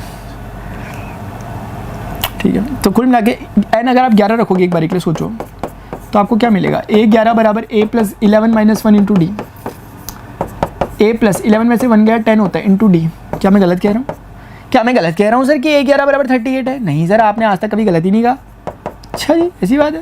तो ये पहली क्वेश्चन टाइप की बन गई है, और कर भी क्या सकते हैं हम बेचारे इसका, ए और डी में की क्वेश्चन बन गई। दूसरा वाला, भाई भूख लग रही बहुत भयंकर वाली है। कितना बज रहा है? 3 बज रहा, मैंने सुबह से कुछ नहीं खाया। माय गॉड, सुबह से क्यों खाई? से तो मैं रात से कहना चाहिए यार, रात में कौन सा आधी रात में मैं खा रहा था। सही बात है सर आपकी, मतलब लॉजिकल हो सर आप, ऐसे बचपन से ही हो गया। हाँ बस यार बचपन से ही है। ए 16 बराबर, यहाँ एन के प्लेस पे 16 रखने का, ए प्लस 16 में से बन गया 15 इंटू डी। Got it. ए कितने हैं? अरे भैया ए ही तो नहीं दे रखा आपको, लेकिन इतना दे रखा कि 16 टर्म कितना है, वो दे रखा 73। बस काम 25 हो चुका है। पूछो कैसे? सर हम नहीं पूछेंगे क्योंकि हमें समझ में आ चुका है। ए और डी में 2 equations 2 variable, linear equation 2 variable solve करने ए और डी के लिए। जैसे ही ए और डी निकल जाएंगे तुरंत वी कैन फाइंड दिस, क्योंकि इसका मतलब होता है ए 31 का मतलब क्या, with the help of this formula n के प्लेस पे 31 रखोगे और आप बोलोगे ए प्लस 30 इंटू डी, तो actually you have to find this, और उसके लिए ए और डी चाहिए हमें। तो ए और डी इन 2 इक्वेशन से मिलेंगे। कितना कितना कितना अच्छे तरीके से एक्सप्लेन हुआ है। तो आपको कुछ नहीं करने का, आपने सेकंड में से फर्स्ट को घटा दो, ठीक है, घटा सकते हो आप। 73 में से 38 को घटा देंगे सर इस तरफ, तो ठीक है सर। और यहाँ पर ए में से ए जाएगा 0, 15 डी में से 10 डी जाएगा तो 5 डी। 13 में से 8 गया कितना होता है? 5 होता है, और 6 में से 3 गया 3 होता है। क्या मैं गलत तो नहीं कह रहा सर? क्या भी रहा तो छोड़ो ना, क्या हो गया, हम सही कर देंगे उसे, गलतियाँ तो होती रहती है सर। 35/5 7 हो जाएगा ये, तो डी बराबर 7 निकल गया। एक बार भैया का अगर डी निकल गया तो क्या दीदी उसे यहाँ डाल के ए निकाल सकती हैं? बिल्कुल निकाल सकती हैं। कैसे निकालेंगे? ए प्लस 10 इंटू डी के प्लेस पे 7 रख दिया और 38, ए प्लस 70 हुआ, 38 में से 70 को घटा दिया, ऐसे करके। सर 10 में से 8 2 होता है, और 6 में से 3 3 होता है, लेकिन नेगेटिव का। ए बराबर -32, ठीक है। कुल मिलाकर ए बराबर -32 निकला है हमारा, और डी बराबर हमारा कुछ तो निकला था, कहाँ गायब, कहाँ हो गया वो? अरे कहीं तो था भाई, भाई कहाँ थे आप? 7 निकला है। यानी अगर इस एपी का अगर स्ट्रक्चर आपको देखना हो तो स्टार्टिंग में ऐसे हो रहा होगा, 7 इसमें से जुड़ रहा होगा, तो -32 में 7 जुड़ेगा तो कितना हो जाएगा? 25 हो जाएगा क्या? 25 हो जाएगा। फिर और 7 जुड़ेगा तो -18 हो जाएगा, फिर और 7 जुड़ेगा, तो ऐसे चलता हुआ जाएगा। और शायद हम समझ पा रहे होंगे, इससे मैं कुछ पैटर्न पता करने की कोशिश कर रहा हूँ। हाँ सही है, क्योंकि आगे जाने पर ये प्रोग्रेसिव टाइप की एपी है, आगे जाने पर बढ़ रही है, क्योंकि नेगेटिव टर्म कम होते रह रहे हैं, यानी आगे को बढ़ रही है। बिल्कुल सही है, आगे को बढ़ रही है। इसका आइडिया इससे लगता है कि डी पॉजिटिव है कि नेगेटिव। ठीक है यार, आई होप। अरे भाई ख़त्म नहीं हुआ अभी यार, यहाँ डालना है। कहाँ? I hope -32 plus 30 into D. D कितना है सर? 7 है। 7 या 21 होता है, 210 माइनस का 32, ये आपका आंसर आया। 10 में से 2 गया 8 होता है, और 21 में से 20 में से 3 गया 17 होता है। अगर मैं गलत नहीं हूँ तो 178 है, और मैं गलत हूँ तो प्लीज़ यार कर देना करेक्ट इसे। 178 178। If the third and 9 terms of an APR, if the, फिर से सेम क्वेश्चन करवा रहे हैं हमसे, इन्होंने हमें समझ क्या रखा, मेरी समझ ये नहीं आ रहा। थर्ड एंड 9th टर्म इतना है, विच टर्म ऑफ दिस AP 0? अच्छा चलो फिर भी सही है। मान लिया nth टर्म जो AP का है वो 0 है, ऐसे। उसने बोला कौन सा? हमने कहा मान लिया nth। मैथ्स मानने का खेल है ना, जैसे आप मान लो कि मैं सबसे अच्छा पढ़ा रहा नहीं पढ़ा रहा वो दूसरी बात है, मान लेने में कुछ है। ओफ, चलो आ जाओ, मेरा वो भी आने वाला है, एक प्रोडक्ट आने वाला है, मैं क्लास छोड़ के जाऊँगा क्या लेने के लिए? मैं इस दुविधा में हूँ। विच टर्म ऑफ दिस AP 0? अच्छा सर, पहले सर इसको कर लें आप, बात की बातें बाद में करते रहना, लेकिन उन सबसे पहले सर आप एक बार ना माइक चेक करके आ जाओ और वीडियो देख के आ जाओ अपनी। हमें आपकी आवाज़ें नहीं आ रही। हेलो बच्चों, हेलो, यस इट्स गुड। देखो चलो, बोले कि हमें बोलेगा थर्ड टर्म, थर्ड का मतलब ये A3, A plus 3 minus 1 into D. तो हम बोलेंगे थर्ड टर्म निकालना है सर, तो A प्लस 3 में से बन गया 2D हो जाएगा सर, और थर्ड टर्म हमें 4 दे रखा था, तो ये A प्लस 2D हो जाएगा ना सर? जी इतना ही हो जाएगा, ये 1 कर दो इसे। आ जाओ क्वेश्चन नंबर 2 पे। 9 बराबर 8 है, 9 A plus 9 minus 1 into D equal to 8, A plus 8D equal to 8। इस तरीके से ये सेकंड भी हो गया। ठीक है, अपने को क्या करना है? अपने को बस एक्चुअली हमें ये बताना है, तो इसको बताने के लिए आप समझ पा रहे होंगे, हमें ज़रूरत पड़ेगी A plus n minus 1 into D की बराबर 0। तो हमें n बताना है एक्चुअली, तो A और D तो पता होनी चाहिए ना, तो यहाँ से निकलेंगे। ठीक है, ठीक है बच्चे, समझ गए? सेकंड में से 1 को घटा देंगे हम। ठीक है, तो 8 में से 4 घटा दो, क्योंकि सेम तरफ वाले को है ना, ऐसे करके। और देखो A में से 1 गया 0 हो जाएगा, 8D में से 2D गया 6D। कहीं मैं आपसे बड़ी बड़ी बातें तो नहीं कर रहा, कहीं आपको ऐसा तो महसूस नहीं हो रहा कि यार सर ऐसे क्या पढ़ा रहे हैं यार आप, ऐसे मतलब बड़े बड़े कैलकुलेशन मिस कर रहे हैं, ऐसा तो नहीं कर रहा ना मैं यार, नहीं कर रहा है आपने, ठीक है, मैं मान के चल लेता हूँ नहीं कर रहा। तो D बराबर 4/6, 2 2 4 2 3 6, तो D मेरा इतना है। थोड़ा देख के अटपटा से महसूस हो रहा है, इसलिए मैं क्रॉस चेक कर लेता हूँ। हाँ कैसे पता चला मुझे अटपटा हो रहा है, क्योंकि D ऐसे कम आते हैं ना, लेकिन आ रहा होता तो आ जाता, आप लोग समझ गए होंगे। आप बोलोगे सर आप ना ये -8 लगाना भूल गए सर। अगर हम -8 लगाना भूल गए तो -8 में से -4 जाएगा तो -12 होगा नहीं होगा, तनिक होगा ना, ऐसे होता है। देखो आइडिया ऐसे कहते हैं, पता है आपको, जो मैंने लगाया। अब मैं आपको ये यकीन तो दिलाऊंगा नहीं कि मैं क्वेश्चन को पढ़ के नहीं आ रखा पहले से, मुझे नहीं पता आंसर क्या है। 8 2 या 16, बस इतना ही बोलना चाहूँगा कि हमें थोड़ा सा देखते रहना चाहिए बीच में। जैसे 2 मतलब ऐसा नहीं कि D आ नहीं सकता, फ्रैक्शनल आ सकता है, लेकिन फिर भी ऐसा लगा मुझे, महसूस हुआ, तो फिर काम करेगा। खैर जो भी है, अब यहाँ आ जाओ, चलो ये प्लानिंग हमारी ऑलरेडी जो बनी बनाई है उस प्लानिंग पे काम करते हैं। A कितना है ज़रा हमारा, A भाई यही नहीं निकला अभी तक, तो कहीं भी एक जगह डाल दो, निकाल दो, यहाँ से निकाल देंगे। 4 बराबर A + 2 × D, D कितना है -2, A माइनस का 4 4, A बराबर 4 + 4 8, गॉट इट। तो A 8 निकल गया। A जो 8 निकला उसे यहाँ रखो चुपचाप शांति के साथ, n-1 को इधर रखो, D को रखो -2 बराबर 0। ये 8 उधर जाएगा तो कैसा हो जाएगा, नेगेटिव का हो जाएगा। तो n-1 × -2, 8 उधर जाएगा नेगेटिव का हो जाएगा, नेगेटिव नेगेटिव कट गए, 2 ने इसको 4 टाइम्स कट कर दिया। n-1 बराबर 4, क्या मैंने बोला, n-1 बराबर 4, n-1 बराबर 4 आया तो n बराबर 5 आ गया। अरे ऐसा था क्या, ये तो हम वेरीफाई कर सकते हैं फिर, अगर 5 है तो। समझे मैंने क्या क्या मैंने बोला, समझे? मैं सिर्फ इतना बोल रहा हूँ, अगर इतना ही आसान है तो हम वेरीफाई कर सकते हैं। कैसे? क्योंकि देखो वेरीफाई कर रहा हूँ मैं इसे, क्योंकि फर्स्ट टर्म मुझे पता है 8 है और D मुझे पता है कॉमन डिफरेंस -2 है। अगर D -2 है तो इसमें से -2 जाएगा तो 6 होगा, इसमें से जाएगा तो 4 होगा, इसमें से जाएगा तो 2 होगा, इसमें से जाएगा तो 0 होगा। अरे देखो हुआ कि नहीं हुआ, सच बताओ, क्या आपको दिखता नहीं कि ये पहला टर्म है, ये दूसरा टर्म है, ये तीसरा टर्म है, ये चौथा टर्म है, क्या पांचवा टर्म है कि नहीं है? वही तो हमारा निकला यहाँ पे कि पांचवा टर्म 0 है। ये वेरीफाई हो गया एकदम से। दिख रहा है कि नहीं दिख रहा? बोल दो सर नहीं दिख रहा, मैं सर समझ ही नहीं आ रहा, मैं आज तो हम देखने के मूड में ही नहीं है। Next question, the 17 term of an AP exceeds its 10 term by 7, find. देख रहे हो विनोद, अंग्रेजी बोलकर हमें घुमाया जा रहा है। The 17th term of an AP exceeds, अच्छा, its 10th टर्म by 7, find the common difference. The 17th term of an AP exceeds its 10, देखो जो 10th टर्म है AP का और जो 17 टर्म है AP का, 17 टर्म जो है of an AP exceeds, exceed मतलब बड़ा है, इट्स 10 टर्म बाई 7, यानी कि 10th टर्म जो है इस AP का उससे 7 बड़ा है, 7 टाइम्स नहीं है, 7 बड़ा, एक्सीड। तो 17th term is 7 exceeds by 10th term of an AP, ये मतलब है उसका। क्या गलत बोल रहा हूँ? जो 17th टर्म है वो जो भी, जैसे 10वां टर्म एक बार के लिए 10 मान लो ऐसे ही मान लो, तो कुल मिलाकर के 17वां टर्म एक बार के लिए 17 मान लो। तो अगर ये 17 है और ये 10 है तो ये कितना बड़ा है इस वाले से, तो इसमें अगर 7 जोड़ोगे तो ये बड़ा है। इस तरीके का लगभग कुछ बोलना चाह रहे हैं, मोटा मोटा आप समझ गए होंगे। अभी मैं आपको जब आंसर आ जाएगा ना तो आपको दिखा भी दूंगा कि ये बोलना चाह रहे थे, क्योंकि हम रिवर्स लर्निंग कर लेंगे उस समय। बट इट आ जाओ उधर, फिलहाल तो इन्होंने जो बोला हमने वही लिख लिया यार, हम ऐसे ही बेचारे शरीफ से। फाइंड द कॉमन डिफरेंस, खत्म, इतना ही। अरे भाई क्या मजाक कर रहे हो, चलो कोई बात नहीं। an बराबर a + n-1 × D, ये तो जैसे हमें पता ही नहीं, ऐसा लग रहा है कि इनको ये गलत फहमी हो गई कि हम जानते नहीं इस फॉर्मूले को, हम रट के आ रहे हैं, ऐसा महसूस हो रहा है इन लोगों को। तो भाई साहब अगर यहाँ पे 10 लिखना है तो ये a + 10-1 नहीं हो पाएगा क्या? अगर भाई साहब यहाँ पे 17 लिखना है तो क्या ये a + 17-1 नहीं हो पाएगा क्या? हो जाएगा सर। तो कुल मिला के a10 के प्लेस पे आप बोलो a + 9D + 7,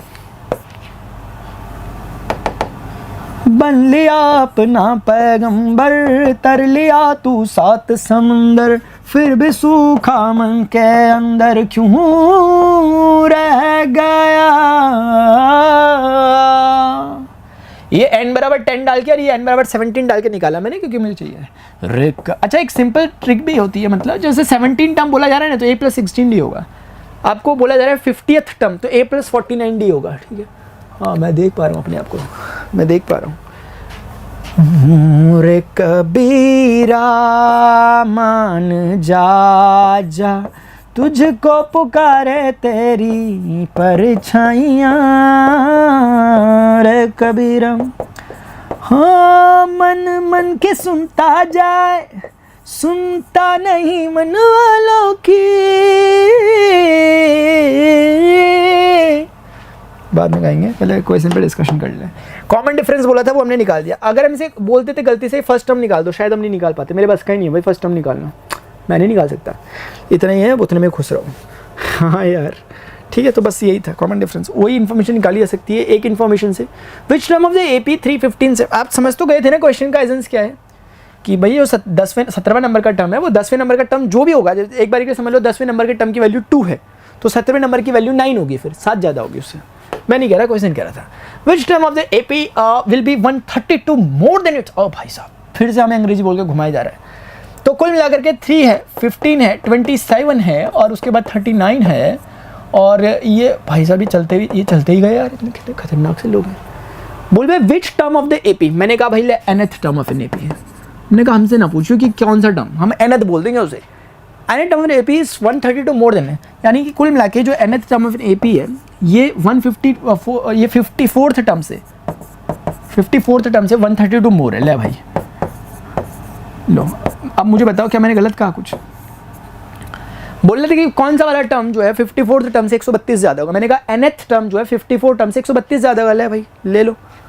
हाँ यार विच टर्म ऑफ द AP है AN बराबर, थोड़ी देर पहले चूहे कूद रहे थे पेट में, बेचारे सो गए अब वो भी। देखो चलो AN बराबर, भाई साहब AN बराबर क्या होगा, क्या है क्या नहीं है क्या है। अच्छा फर्स्ट टर्म हमारे पास A बराबर 3 है और D बराबर हम निकाल सकते हैं 15 - 3 है। आई होप आप समझ पा रहे होंगे, ठीक है। AN कैसे निकालोगे सर, A + n - 1 × D, और ये कैसे निकालोगे सर, A + n, सर इस बार ना n 54 है, और आप मैं ऐसे लिख दूंगा, आप नाराज़ तो नहीं होगे कि सर आपने ऐसे कैसे लिख दिया, ऐसा तो नहीं बोलोगे, प्लीज़ ऐसा मत बोलना, क्योंकि AN बराबर A + n - 1 × D होता है, अगर n 54 रख दोगे तो ऐसा हो जाएगा ना। हाँ सर समझे हम आपकी बात को थोड़ा बहुत। n - 1 × D बराबर 53 × D प्लस का 132। भाई इससे पहले कि मैं फंस जाऊँ, नहीं फंस रहा मैं, यस बच गया मैं फिर से, क्योंकि D मुझे दे रखा, अभी मैं फंस गया था। 53 × D, अच्छा ये समझ में तो नहीं आया किसी को, इसको इधर लाया हूँ मैं तो D दोनों में था तो D कॉमन निकाल लिया मैंने, ये बचा, इधर आया था तो माइनस हो गया। सर यार आप भी ना छोटी छोटी बातों में थोड़ा फंसेंगे, छोटी छोटी बातों में मुंह थोड़ा ना फुला देंगे हम। एक गाना चला हुआ ना ऐसे करके, n - 54 × D बराबर 132। आँखों से छू लूं क्या, D कितना है 12, वो तो थैंक गॉड मैंने बचपन में टेबल पढ़े थे, वरना मैं सोचता क्या हो गया यहाँ पे एकदम से। अभी ये क्या हो गया, हाँ अरे ये तो जादू पे जादू हो जा रहा, ऐसा भी होता है क्या, आज पता चला। n - 54 जादू जादू आज उधर 12 × 12, एक बचा 12 × 12, हाँ ठीक है सर। n - 54 बराबर 11 हो गया, तो n बराबर हो गया 54 + 11। गॉट इट और नॉट, n बराबर 64। मतलब क्या, मतलब ये सर कि वो 65वें नंबर का टर्म है जो 54वें नंबर के टर्म से 132 ज़्यादा है, ये मतलब निकल के आप समझे मेरी बात को मैं क्या चाहता हूँ। क्योंकि ऐसे ऐसे करके आप चलते रहोगे ना, कहीं पे 65वें नंबर का टर्म आएगा वो कुछ होगा, मतलब 54वें नंबर का टर्म आएगा कुछ होगा, और 65वें नंबर का टर्म आएगा वो भी कुछ होगा, 65th नंबर का 54वें नंबर का टर्म जो होगा ये भी कुछ होगा, ठीक है। इन दोनों के बीच में 132 का डिफरेंस होगा, मतलब ऐसे ही मैं रफली कह रहा हूँ एक बारी के लिए, वैसे जो मैं बोल रहा हूँ एक बारी के लिए सोच लो कि ये 200 है एक बारी के लिए, तो फिर ये 332 होगा, ऐसा मतलब ऐसे ही कह रहा हूँ मैं, ठीक है, समझ गया बात को। ले भाई क्वेश्चन भी कर, आंसर चेक कर ले, मैं चीटिंग कर ले फटाफट से। ओह माय गॉड सही आंसर है हमारा, देख लो इसमें समझ में आ रहा है आपको, आ रहा तो देख लेना यार। 2 APs have the same common difference, the difference between their 100 term is 100। देखो चलो सर आप सो क्यों बढ़ा रहे हैं, क्योंकि सवाल ही ऐसे सोने वाले यार। 2 APs have the same common difference, 2 APs have the, अच्छा 2 AP है डिफरेंस कॉमन है, अच्छा बताओ अगर 2 AP में कॉमन डिफरेंस सेम है तो उन्हें 2 AP क्यों कहा जा रहा होगा, बताता हूँ। जैसे एक AP है 2 4 6 8 10, एक AP है 6 8 10 12 14, क्या दोनों AP अलग अलग हैं, अलग अलग है सर। ये फ़र्क इतना है कि दोनों के D तो दोनों के 2 हैं, लेकिन फ़र्क इतना है कि इसका A 2 है और इसका A 6 है, इसके कारण हम इसे डिफरेंट AP कह रहे हैं, अदरवाइज़ ये दोनों एक ही AP हो जाती है। अगर A B सेम हो जाते हैं तो किसी 2 AP के अगर D सेम है तो वो दो क्यों कह रहे हैं मुझे, क्योंकि इनके ए अलग अलग होंगे। मेरी बात नहीं समझे वो लोग, समझ गए क्या? अच्छा, तो if two APs have same common difference, the difference between their 100th term is 100, यानी कि जो पहली वाली एपी होगी उसका 100th टर्म ऐसा होगा और दूसरी वाली के 100th टर्म को मैं ऐसा बोल देता हूँ, क्योंकि मैं ऐसा मान ले रहा हूँ कि एक एपी मेरे पास ऐसी है A1, A2, A3, A4 type की, इस टाइप की, और दूसरी एपी को मैं मान ले रहा हूँ A1, A2, A3, A4 type की। ऑल्दो इनमें कॉमन डिफरेंस दोनों का D ही है, लेकिन फर्स्ट टर्म का डिफरेंस, फर्स्ट टर्म अलग है, जिसके कारण बाकी टर्म्स भी अलग अलग होते रहेंगे, मतलब है ना, फर्स्ट टर्म ही अलग है, तो इसीलिए मैं एक को A से, तो इनके जो 100 टर्म है, इसका 100 टर्म कुछ होगा, इसका भी कुछ होगा, उसका जो डिफरेंस है, मैं नहीं कह रहा भाई, क्वेश्चन कह रहा कि वो 100 है। The difference between their 100th term is 100, what is the difference between their 1000th term, तो उनके 1000th नंबर के टर्म का डिफरेंस कितना होगा? अगर 1000 नंबर, देखो बहुत इजी है, ये कितना होगा? हम क्या करते हैं, पहली इन्फॉर्मेशन को लेके आते हैं, हम बोलते हैं कि किसी इस एपी का 100 टर्म नहीं निकाल सकते आप पहली वाली एपी का। मैं बोलूँगा सर पहली वाली एपी का हो जाएगा A + 100 - 1 × D, ऐसा। देखो पहली एपी है नहीं, तो इसे A1 बोल दो, इसे D1 बोल दो, एक बार के लिए समझाने के लिए जानबूझ के कर रहा हूँ। ये दूसरी एपी है ना, वैसे तो मैंने ऐसा लिख रखा है, लेकिन एक बार दूसरी एपी को समझाने के लिए ऐसा लिख दो। दूसरी एपी का 100 टर्म कैसा होगा? ऐसा होगा नहीं होगा, क्योंकि उसका D कुछ A2, लेकिन चूंकि आपको पता है कि दो डिफरेंट एपी है, लेकिन इनके डिफरेंट कॉमन डिफरेंस सेम है, यानी इनके कॉमन डिफरेंस सेम है, यानी D1 और D2 दोनों के सेम है, मतलब सेम है, इसका मतलब मुझे डिफरेंशिएट नहीं करना चाहिए उसे D1 D2 बोल के, मुझे उसे सिर्फ D1 बोल दूंगा तो भी चलेगा, इसलिए मैंने जानबूझ के आपको अलग से करके दिखा। लेकिन A के साथ मैं ऐसा नहीं कह सकता, क्योंकि A पक्का अलग होंगे, क्योंकि वो दो अलग अलग एपी हैं और उनके D सेम हो गए, तो फिर अब A ही है जो उन्हें अलग कर पाएगा, तो इसलिए अब ये आपका मन कर रहा है A1 A2 कह लो, आपका मन कर रहा है स्मॉल A कैपिटल A कह लो, कुछ भी कह लो, समझना चाहिए अपने को, बस हमें समझ आ रहा है पहली एपी का फर्स्ट टर्म A1 है, दूसरी एपी का फर्स्ट टर्म A2 है, बस इतना ही क्लियर है। अगर आपको तकलीफ है तो आप इसको सिंपल A लिख सकते हो, इसे बड़ा A लिख सकते हो अगर आपको तकलीफ है, अदरवाइज नहीं। अब मैं इसलिए लिखूंगा क्योंकि अभी तक हम किसी एपी के पहले टर्म को A1 दूसरे को A2 कह रहे थे, तो कहीं वो सेंस ना है, इसलिए मैं इसको वही करूंगा जो मैं कह रहा हूँ, जो मैंने बगल में किया। इसलिए मैं इस एपी के पहले टर्म को तो A बोलूंगा स्मॉल का, लेकिन इस वाले को भी A बोलूंगा, लेकिन कैपिटल का। तो समझ में आ रहा है क्लियरली? अब आप बहुत आसानी से सर काम करोगे, 100 - 1 करोगे क्या, लेकिन सर आप ये समझ नहीं आ रहा। अच्छा A - A, पहले तो स्मॉल A और माइनस ये कर लेते हैं, ठीक है। अब देखो 100 - 1D, 100 - 1D सेम तो सेम नहीं है क्या? एग्जैक्टली माइनस कर दें, खत्म हो गया सर, गेम ही खत्म हो गया। ये आया 100, ये फिलहाल ये निकली इन्फॉर्मेशन। अभी now what they were asking for, ये मांग रहे इस चीज़ को। अगर 1000 टर्म चाहिए आपको उसका, तो आप बोलोगे फर्स्ट टर्म प्लस 1000 - 1 1000 - 1 × D, ये हो गया आपका कौन सा टर्म? ये हो गया आपका 1000th टर्म इस एपी का। इस एपी का 1000 टर्म क्या होगा? फर्स्ट टर्म कितना है इसका? A, ये होगी, ये हमें कैलकुलेट करना है। अब आप देखो फिर से क्या ये कट नहीं गया, क्योंकि D तो सेम थे, तो अल्टीमेटली आपके पास क्या बचा? A - A, और A - A पहली इन्फॉर्मेशन के अकॉर्डिंग कितना है? 100, तो ये 100 निकल गया। इसका मतलब समझ में आ रहा है? इसका मतलब कहीं ना कहीं ये समझ में आ रहा है कि अब आप इस एपी के चाहे 100 पूछो या 1000 पूछो या कुछ भी पूछ लो, जो मन कर रहा है आपका, कोई भी नंबर ऑफ टर्म्स का डिफरेंस हमेशा सेम ही रहेगा, जो कि इस बारी में 100 है। आपको शायद समझ नहीं आएगा, मैं एक्सप्लेन करता हूँ इसको इस एग्जांपल से। अगर आपको ये चीज़ समझ नहीं आई, इसका फील नहीं आया, तो उसे इस एग्जांपल से क्लियर करते हैं, ठीक है। आप सोचो कि इसके पहले टर्म का डिफरेंस कितना है? 4 है, दूसरे कितने? 4 है, तीसरे कितने? 4। हमेशा सबका ही सेम रहेगा, अब सभी का सेम रहेगा, बस वही चक्कर है। उन्होंने जानबूझ के हमें बोल दिया कि इनके 100 टर्म का हमेशा भाई, जब अगर एपी है तो वही डिफरेंस रहेगा जो उनके पहले टर्म का डिफरेंस है। पहले टर्म का ही तो डिफरेंस है जो है, वो चाहे 100 टर्म में देख लो या 100-200 टर्म में देख लो, 1000 टर्म में देख लो, जो भी देखना देख लो। ये ऐसा ही कुछ बोलना चाह रहे होंगे, देख लो, हटाओ यार। How many 3 digit numbers are, आपको ये ना क्लास नोट्स वगैरह मिल जाएंगे, तो आपके लिए थोड़ा सॉल्यूशन लिखे, आपको मेरी राइटिंग पसंद नहीं आएगी इसलिए। How many 3 digit numbers are divisible by 7? How many 3 digit number? Sir 3 digit की शुरुआत कहाँ से होती है सर 100 से होती है वैसे तो होने के लिए। खत्म कहाँ पे होते हैं सर? ये 999 पे, सबसे छोटा और सबसे बड़ा लिख दिया। लेकिन ये वाला लिखना है में जो 7 से डिवाइड होता हो, तो 7 से तो सर ये तो होता नहीं, क्योंकि 7 × 1 = 7 होता है, 3 बचता है, होता नहीं सर ये तो कौन होता है सर? 7 × 1 = 7, अगर एक बार ये हो गया 3 जाएगा इसके आगे तो 105 होगा, क्योंकि 7 × 1 = 7, 3 आगे आएगा, 7 × 5 = 1000 हो जाए। इसके आगे कुछ नहीं करना, 7 जोड़ते हुए चलो, 112, 7 जोड़ो 119। अब कितना जोड़ोगे? मत जोड़ो। ये 7 से डिवाइड होता है क्या? नहीं होता सर। 998 को चेक करें, 7 × 1 = 7, 2 कैरी हुआ, 7 × 4 = 28, 1 कैरी हुआ, नहीं होता, ये भी नहीं होता। हाँ, कौन होगा फिर? 995 को देखते हैं एक बार। 7 × 1 = 7, 2 बचा, 7 × 4 = 28, 1 बचा, ये तो नहीं होता, एक ही बचेगा क्या हर बार? एक मिनट ना, हो क्या रहा है यार मेरे साथ, 9 एंड 7 को चेक कर ले, 7 1 जार 7, 2 बचा, 7 4 जार 28, 2 बचा, नहीं होता ये भी। 9 एंड 6 को देखते हैं, 7 1 जार 7, 2 गया इसके आगे, 7 4 जार 28, नहीं होता ये भी। ये है क्या भाई, क्या बची अभी, 9 एंड 4 बच गया, 7 1 जार 7, 2 बचा, 7 4 जार 28, 1 बचा, हाँ ये थैंक गॉड यार हो गया, वरना फालूदा हो गया था इज्जत का। ठीक है 142, यानी कि 9 एंड 4 होता है। 7 1 जार 7, 2 कैरी हुआ, 1 मिनट, 7 1 जार 7, 2 गया, 7 चौका 28, 1, हाँ ठीक है होता है। तो कुल मिला के मैं समझ में आ गया कि 3 डिजिट नंबर यही है भाई जो 7 से डिवाइड होते हैं, इनके अलावा कोई नहीं है।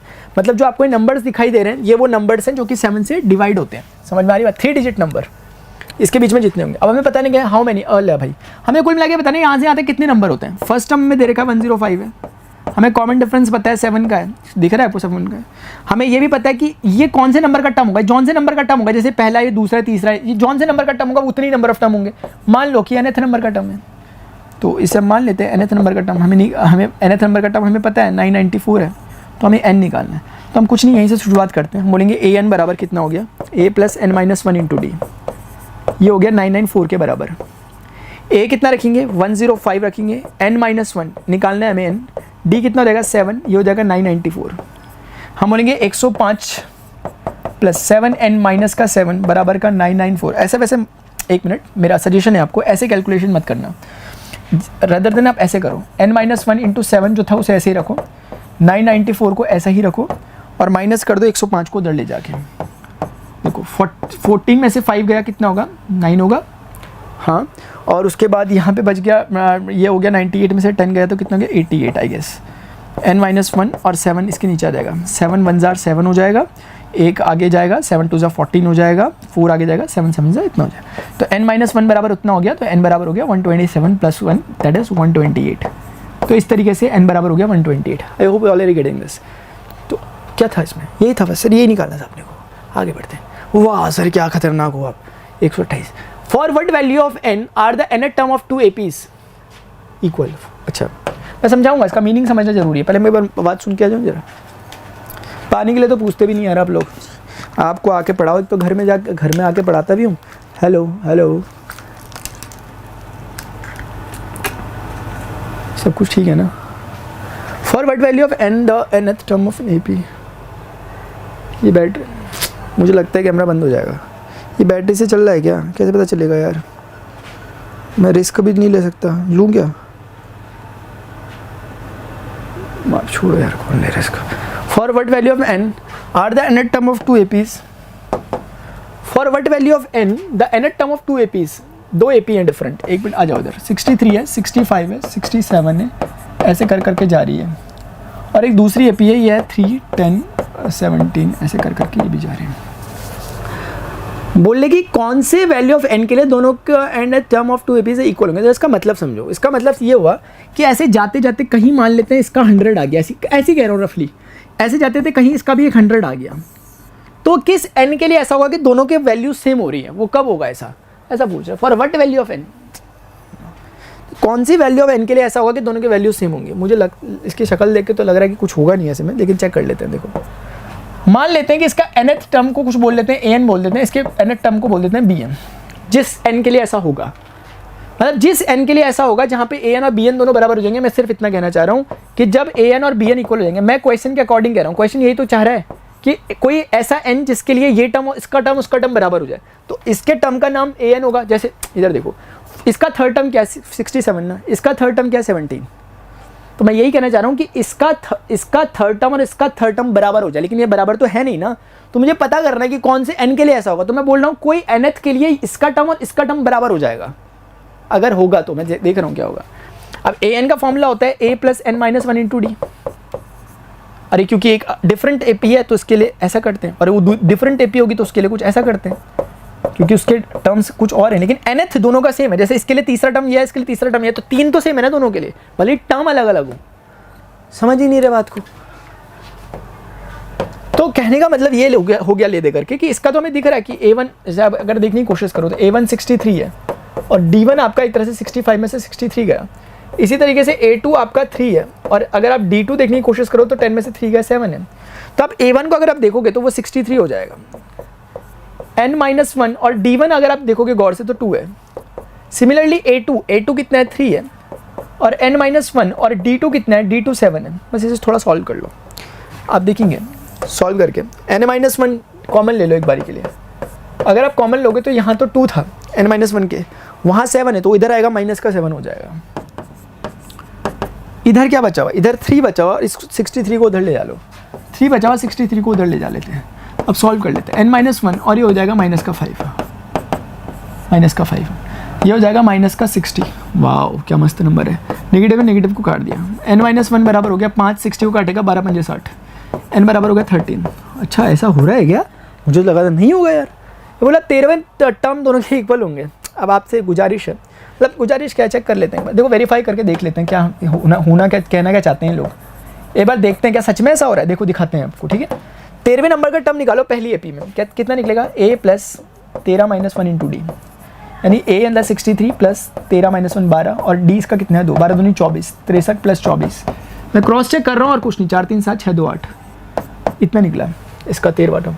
दूसरी वाली एपी के लिए करते हैं, दूसरी वाली के लिए a + 13वां टर्म 13 - 1 1 12, और इंटू d इसका 7 है, 12 7 84 84, वाव निकला, सच में निकला, सच में, इसका मतलब सही बात बोल रहे थे। इसको अगर आप चलते हुए चलोगे तो 13वें नंबर का टर्म निकलेगा 87, और उसके भी 13वें नंबर का टर्म वही निकलेगा, सेम टू सेम, दोनों के 13वें नंबर के टर्म सेम निकलेंगे 87। ये वेरीफाई हो गया, आगे बढ़ते हैं।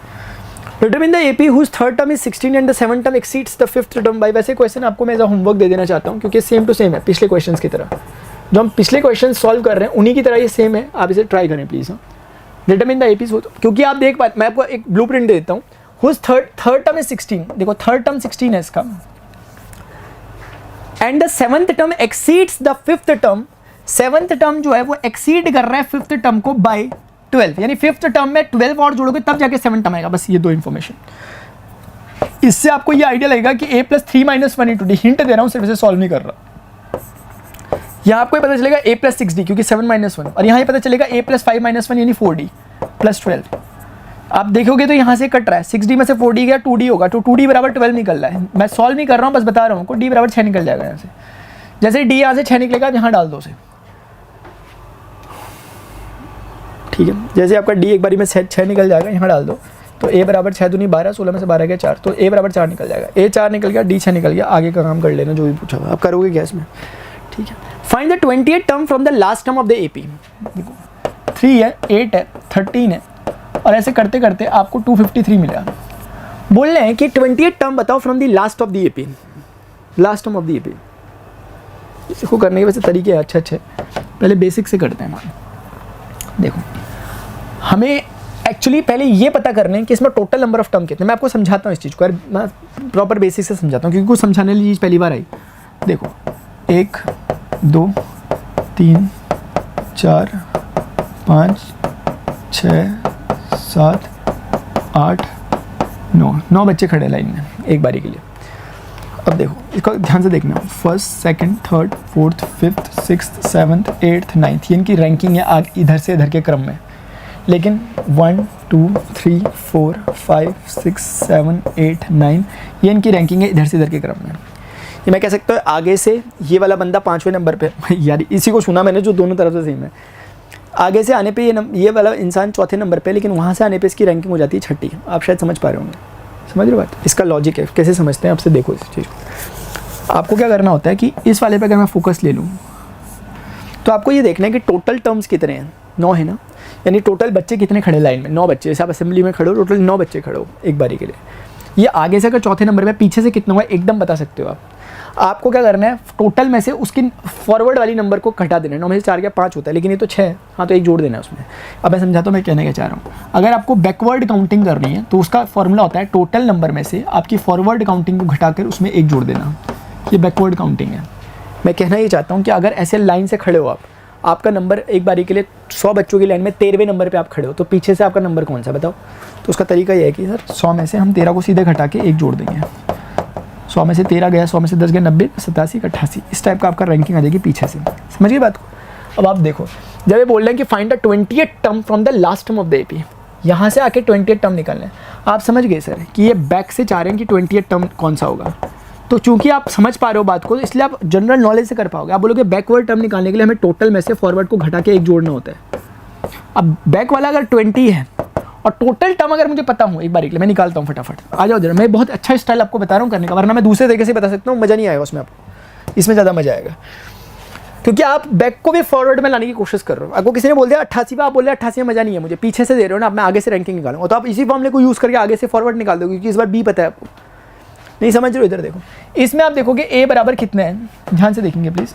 इसमें आप देखेंगे ए बराबर 3 है और डी बराबर 5 है। आप ध्यान से देखें, 8 में से 3 के 5 कौन से नंबर का टर्म है, कितने नंबर ऑफ मान लेते हैं, nth नंबर का 253 हो गया। तो कुल मिला के an का मतलब होगा a plus n minus 1 into D बराबर 253। गलत कह रहा हूँ क्या? पर टोटल नंबर ऑफ टर्म निकालना चाह रहा हूँ, तभी तो मैंने बोला कि nth नंबर का टर्म है, तो वो n कितना है वो निकालना चाह रहा हूँ। a 3 रखा, n माइनस 1 को n माइनस 1 रखा, d कितने 5 है, ये हो गया 253। तो कुल मिला के मेरे पास, इसको सॉल्व क्या करो प्लीज़, खोला मत करो पहले जल्दीबाजी में, इसको उधर भेजो। देखो 5 टाइम्स n माइनस 1 और 253 में से 3 जाएगा 250 और 5 इसको 25, 5 पंजे 25 ऐसे कटेगा, तो n बराबर 1 उधर जाएगा 51 हो जाएगा। तो 51 टर्म्स हैं। आपको पता है ये 51 कौन है टोटल, जिसे मैं t बोल रहा हूँ, तो असल में t मेरे पास 51 है, माइनस f मुझे पता नहीं, +1 मैंने कर दिया, मुझे फॉरवर्ड काउंटिंग कैच करनी है। 51 में एक जोड़ूंगा 52 होगा, उस 52 को मैं इधर ले आऊँगा तो ऐसा हो जाएगा। और यहाँ पे आप देखोगे 32 निकल के आ रहा है माइनस का f, तो माइनस f कट जाएगा दोनों तरफ से। क्या मैं गलत कह रहा हूँ? बोल दो गलत कह रहा हूँ तो। मुझे फॉरवर्ड से इसकी काउंटिंग बता। अब मुझे असल में ये मुझे कह रहे थे कि पीछे से 20वां निकालो, मैं समझ गया, आगे से मुझे 32वां निकालना है। आगे से मुझे 32वें नंबर का टर्म निकालना है, तो मैं बोलूँगा a plus 32 minus 1 into D, ये मुझे आगे से 32वें नंबर का टर्म मिल जाएगा। तो मैं बोलूँगा a 3 है, 31 हो गया, d मेरा कुछ निकल रखा, कहाँ है भाई, 5 है, ये 3 प्लस 5 1 5 5 3 15 158 मेरा आंसर आ गया। काश अगर ऐसा होता कि मुझे इसका आंसर भी पता होता तो मैं चेक कर लेता। मुझे ये समझ में आया, इसका आंसर भी नहीं है। वैसे ना देख लेना, इसका आंसर यही है, ठीक, मतलब यही होगा, होना ही चाहिए। अगर मैंने कैलकुलेशन एरर नहीं किए होंगे तो समझ आप करेक्ट कर देना एक बारी के लिए। अदरवाइज मेरा जो मेन मोटिव आपको समझाने का वही है, बैकवर्ड फॉरवर्ड में आपको ऐसे फंसाया जाएगा एक बारी के लिए। मैं ये नहीं कह रहा आप इसे याद करके बैठो, आप हमेशा ये बनाओ अपने लिए, 9 मत बनाओ 7 बनाओ, अपने आप लिए आइडिया लगा दो कि अगर ये आगे से चौथा है तो पीछे से कैसा होगा। टोटल 9 में से 4 गया, कितना होता है 5, उसमें 1 जोड़ दो 6, बस टोटल में से फॉरवर्ड को घटा के उसमें 1। Subba Rao started work in 1995 at an annual salary of 5,000 and received an increment of 200 each. In which year did his increment? कोई बात नहीं है, 5,000 रुपये सुब्बा राव को मिलते थे अपने समय पे 1995 पे जब ये काम करना चालू किए थे। उसके बाद इन्हें हर ईयर ये बोलते हैं कि इन्हें इंक्रीमेंट मिलता रहा, 96, 97, 98 इस तरह से ये आ गया और ऐसे सिलसिला चलता रहा। सन बढ़ते गए, इनकी सैलरी बढ़ती गई और आज सुब्बा राव करोड़पति हैं। 5,000 में 200 जोड़ दो, 200 का इंक्रीमेंट होता था, तो 5-200, आजकल लोगों को 200% का हाइक चाहिए, यहाँ रुपीज़ 200 का इंक्रीमेंट हो रहा है। तो ये कुल मिला के 5400, ये 5 और 600, ऐसे करके 5 ऑफ 800, ऐसे करते करते बोल रहे हो 7,000 तक कब पहुँचे। आप चाहो तो पहुँचा दोगे, आप भी ऐसे करते हुए चलो, अगले उसमें 6,000 पे पहुँच जाएंगे। ऐसे करते करते आप भी चल सकते हो, लेकिन this is not the right way. आपको क्या करना है, आपको समझना है कि उनके शुरुआत में 5,000 थे, फिर 5,200 हुए। आपको पैटर्न कैच करना है कि सर ये तो AP बन रही है। अगर ये AP बन रही है तो यहीं पे तो हमारे फॉर्मूले हमारी हेल्प कर सकते हैं, क्योंकि हमें पता लगाना है कि कब 7,000 हो जाएगा। तो जैसे ये अगर हम इसे कहेंगे कि n बराबर 1 है, यानी पहले साल का था, ये सेकंड ईयर, ये थर्ड ईयर, तो ये कौन सा है, मान लेते हैं nth ईयर। ऐसे कुछ पूछा भी है उन्होंने कि स्टार्ट इन विच ईयर, हाँ तो बता देंगे हम, nth ईयर बता देंगे, क्योंकि हमें असल में 95 है, हम हिसाब लगा देंगे उसका, कोई दिक्कत नहीं है, बड़ी बात नहीं है ना। हमें एटलीस्ट पता तो चल जाएगा कि 95 में कितने साल बाद, तो जोड़ देंगे 95 में उतने साल, ठीक है। तो आप देखोगे इस पर्टिकुलर केस में हमें अगर an दे रखा है 7,000 दे रखा है हमें, तो मैं बोलूँगा a plus n minus 1 into D बराबर 7,000। तो मैं बोलूँगा an मतलब a कितना हो गया 5,000 प्लस n माइनस 1, n कितना है इसका सर, n को n रखता हूँ, मुझे निकालना है, वो d मुझे पता है यहाँ पर 200 है, बराबर 7,000। तो 5,000 इसको रखते हैं इधर, n माइनस 1 और 200 को इधर ही रखते हैं। 7,000 में से 5,000 घटा देते हैं, 2,000 बचेगा। 200 ने इसको 10 टाइम काट दिया तो 10 बचा वहाँ पे, n माइनस 1 बराबर 10, n बराबर 11 हो गया, 10 बचा हुआ, तो n बराबर 11। सर 11वां साल है वो, 11वां साल मतलब लगा लो हिसाब किताब, ये 95 है, भाई लगा लो यार, अब n बराबर 1 लिखो, 2 लिखो, 3 लिखो, 4 लिखो, 5 लिखो, क्या क्या करना पड़ रहा बताओ। 7, 8, 9, 10, 11, देखो ये 95, 96, 97, 98, 99, 2000, 1, 2, 3, 4, 5, 2005 में जाकर के उन्हें 7,000 रुपये मिलेंगे। ठीक है, समझ में आया बात? ऐसे करके कॉमन सेंस लगाने की हो रही होती है, हमें कोई वो नहीं। अगर आपको समझ में आ रहा है तो आप इजीली उसे रिप्रेजेंट कर सकते हो, कोई दिक्कत नहीं है। बाकी समझने वाले अपने आप समझ जाएं यार, ठीक है ना? ठीक है, क्योंकि जो आपकी कॉपी चेक कर रहे हैं ऐसा नहीं कि उन्हें समझ नहीं आ रहा, उन्हें ये समझाना है, उन्हें नहीं समझाना अपने पढ़ा के कि आपको ये दिखाना है कि भाई मुझे आता है, देखो मैंने करके दिखा दिया आपको। ठीक है, that's how you will do this. Ramkali, अच्छा ऐसा लगा कि 10वीं पहली बार पढ़ रहा हूँ आगे। रामकली मान लेते हैं। Ramkali saved 5 rupees in the first week of a year and then increase. भाई यार क्या कितना ज़्यादा सेव किया आपने in the first week of, अच्छा फर्स्ट वीक में क्या बहुत है यार। And then increase her weekly saving by 1.75 if in the nth week her weekly saving become 20.7। क्या पूछ लेते हो यार, एग्जाम्पल तो थोड़े से नहीं ले आओ यार प्लीज़। 5 रुपये कौन जमा कर रहा है यार 7 हफ्ते। Ramkali saved 5 rupees in the first week of year and then increase her weekly saving by, अच्छा सबसे पहले 5 रुपये थे, उसके बाद ले भाई थोड़े उन्नति हुई, उसके बाद ये जो अमाउंट था इसमें फिर से 1.75 का इंक्रीमेंट हुआ। मतलब ये सिलसिला इनका चलता रहेगा। और ये ऐसे करते करते बोल रहे 20 रुपये कब हो जाएंगे। वाह, ऐसे पूछ रहे हमसे। रामकली ने पूछा ऐसा कैसे हो जाएगा भैया बताना ज़रा। हम तनिक 1.75 रुपया जोड़ते रह रहे हैं हर वीक, और ये रुपया 20.75 कब हो जाएगा हम बताते हैं इन्हें। हमने बोला देखो सर पहला तो 5 है, दूसरा इसमें आप जोड़ोगे तो ये हो जाएगा 6.75, और ऐसे कर करके हम चलेंगे। हमें नहीं निकालना आगे क्या होगा, मुझे सिर्फ पता करना है कि 20.75 कब होगा। मुझे इन्फॉर्मेशन पता है कि a बराबर 5 है और d मुझे ऑटोमेटिकली पता है कि 1.675 है क्योंकि इतने का इंक्रीमेंट था। तो भाई मुझे ये भी पता है कि an, अगर मैं मान लेता हूँ कि इसे nth है, एक बारी के लिए nth टर्म मान लेता हूँ। nth टर्म का मतलब कि अगर ये फर्स्ट वीक है, ये सेकंड वीक है, थर्ड वीक है, फोर्थ मतलब थर्ड वीक है, ऐसे करके nth वीक है अगर, तो nth वीक में कैलकुलेट कर रहा हूँ। तो वो क्वेश्चन दे रखा 20.75 है, तो an का मतलब होता है a plus n minus 1 into D, that is equal to 20.75। तो मुझे कुछ नहीं करना, a के प्लेस पे रख दो 5, n माइनस 1 को n माइनस 1 रखो, d के प्लेस पे रख दो 1.75 और वो हो जाएगा 20.75। Just try to solve it. 1.75 जो है उसको यहीं रखो n माइनस 1 के साथ मल्टीप्लाई करके, और 20.75 में से 5 घटा दो तो हो जाएगा 15.75। तो कुल मिलाकर के n माइनस 1 बराबर हो जाएगा 15.75 डिवाइडेड बाई 1.75। डेसिमल इन दोनों के कट जाएंगे, तो कुल मिला के 1575 डिवाइडेड बाई 175 ऐसा कुछ निकल रहा है। आपको इसे कैलकुलेट करना है। क्या क्या करना पड़ रहा बताओ यार। मुझे लगता है 15 से अगर में से मल्टीप्लाई करेंगे तो कितना होगा 15। चलो 5 से कर लेते पहले, 5 से 15 ठीक है। अरे अच्छा हाँ, थैंक गॉड यार, 7 9 63। n माइनस 1 बराबर 9 आ रहा है, इसका मीनिंग निकल रहा है n बराबर 10 आ रहा है। मुझे ये समझ में आ रहा है कि n बराबर 10 आ रहा है। अरे समझे तो नहीं गई आप, n माइनस 1 बराबर 9 आ गया था ना, तो n बराबर 10 हो गया, यानी 10। अब आप हिसाब किताब लगा दो, ये फर्स्ट था, ये सेकंड था, थर्ड था, मतलब आप हिसाब लगा लो कि फाइंड n बराबर 10 है और क्या। ठीक है, nth वीक बोला तो था, तो nth वीक आपको समझ में आ गया कि सर nth वीक का मतलब 10वें हफ्ते उनको जो है 20 रुपये हो जाएंगे उनके। काम हो चुका है। वैसे आपको पता है मुझे ना एक्सरसाइज 5.3 वैसे करा देता मैं आपको, लेकिन मैं नहीं कराऊंगा। पता है क्या, मैं आपका फीडबैक चाहता हूँ इसमें कि आपको जितना कुछ मैंने पढ़ा है कि आपको ये समझ में आया क्या। अगर आपको ये सब कुछ समझ में आया ना तो ही मैं एक्सरसाइज 5.3 को एक बार करवाता हूँ। ठीक है, क्योंकि मैं एक बार जानना चाहता हूँ आप लोगों से कि सर हमें समझ में आ गया, अब इसे कंटिन्यू करो। एक्सरसाइज 5.3 को आपको बताता हूँ। ये काइंड ऑफ वन शॉट होता है। वन शॉट का मतलब ये होता है कि यार आपने हो सकता है कभी पहले पढ़ा हो चैप्टर को, ना भी पढ़ा हो, आप एक बेसिक आइडिया लेना चाह रहे हो बैठ के एक ही वीडियो में, वो बेसिक आइडिया मैंने दिया। और मैं ऐसे वन शॉट बनाने पे विश्वास नहीं रखता कि मैं अभी गया अपना 2 घंटे का आराम करके आया फिर वीडियो कंटिन्यू करा। आपको तो वन शॉट नहीं, एनर्जी सेम फ्लो होनी चाहिए। मैं भी थक गया, आप भी थक गए, बहुत है इतना। ठीक है, अभी के लिए इतना ही करते हैं। और मैं एक्सरसाइज 5.3 करा दूंगा, 2 ही फॉर्म लगे यार, ऐसे में करा देता। लेकिन मैं चाह रहा हूँ कि अब मुझे पता तो चले, ऐसा नहीं कि मैं खाली यहाँ पर बस एक करा के चले गया। और आप लोगों को समझ नहीं आया, ठीक है। तो अभी के लिए हम इसको यहीं पे स्टॉप करते हैं। आप में से जो भी स्टूडेंट ने यहाँ तक पूरा देखा होगा नीचे कमेंट सेक्शन में बता देना कि सर आगे कंटिन्यू करना चाहिए, मैं कंटिन्यू करूँगा। आई होप मेरा वीडियो सब कुछ चल रहा होगा, ऑडियो सब कुछ चल रहे होंगे। अभी के लिए डियर स्टूडेंट्स इतना ही, ठीक है। आई होप आपको ये चैप्टर अच्छे से समझ में आएगा, चैप्टर नंबर 5, क्योंकि जितनी बेसिक बातें थी मैंने सारी कवर करते हुए क्वेश्चंस भी आपको प्रैक्टिस कराए। आपको कौन सा नेक्स्ट चैप्टर करना है वो भी बता देना, इसमें कुछ और आगे अगर आपको बताना है तो वो भी आप बता देना। डिफरेंट क्वेश्चंस भी हम ले आएंगे, लेकिन मेन बात वही होती है कि आपको मेन फंडा समझ में आना चाहिए। फिर क्वेश्चन कुछ भी हो यार, फिर तो खाली बस करने वाली बात होती है। अभी के लिए डियर स्टूडेंट्स इतना ही, मिलते हैं अपने नेक्स्ट सेशन में। Till then good bye, see you, take care, जय हिंद, बाय बाय।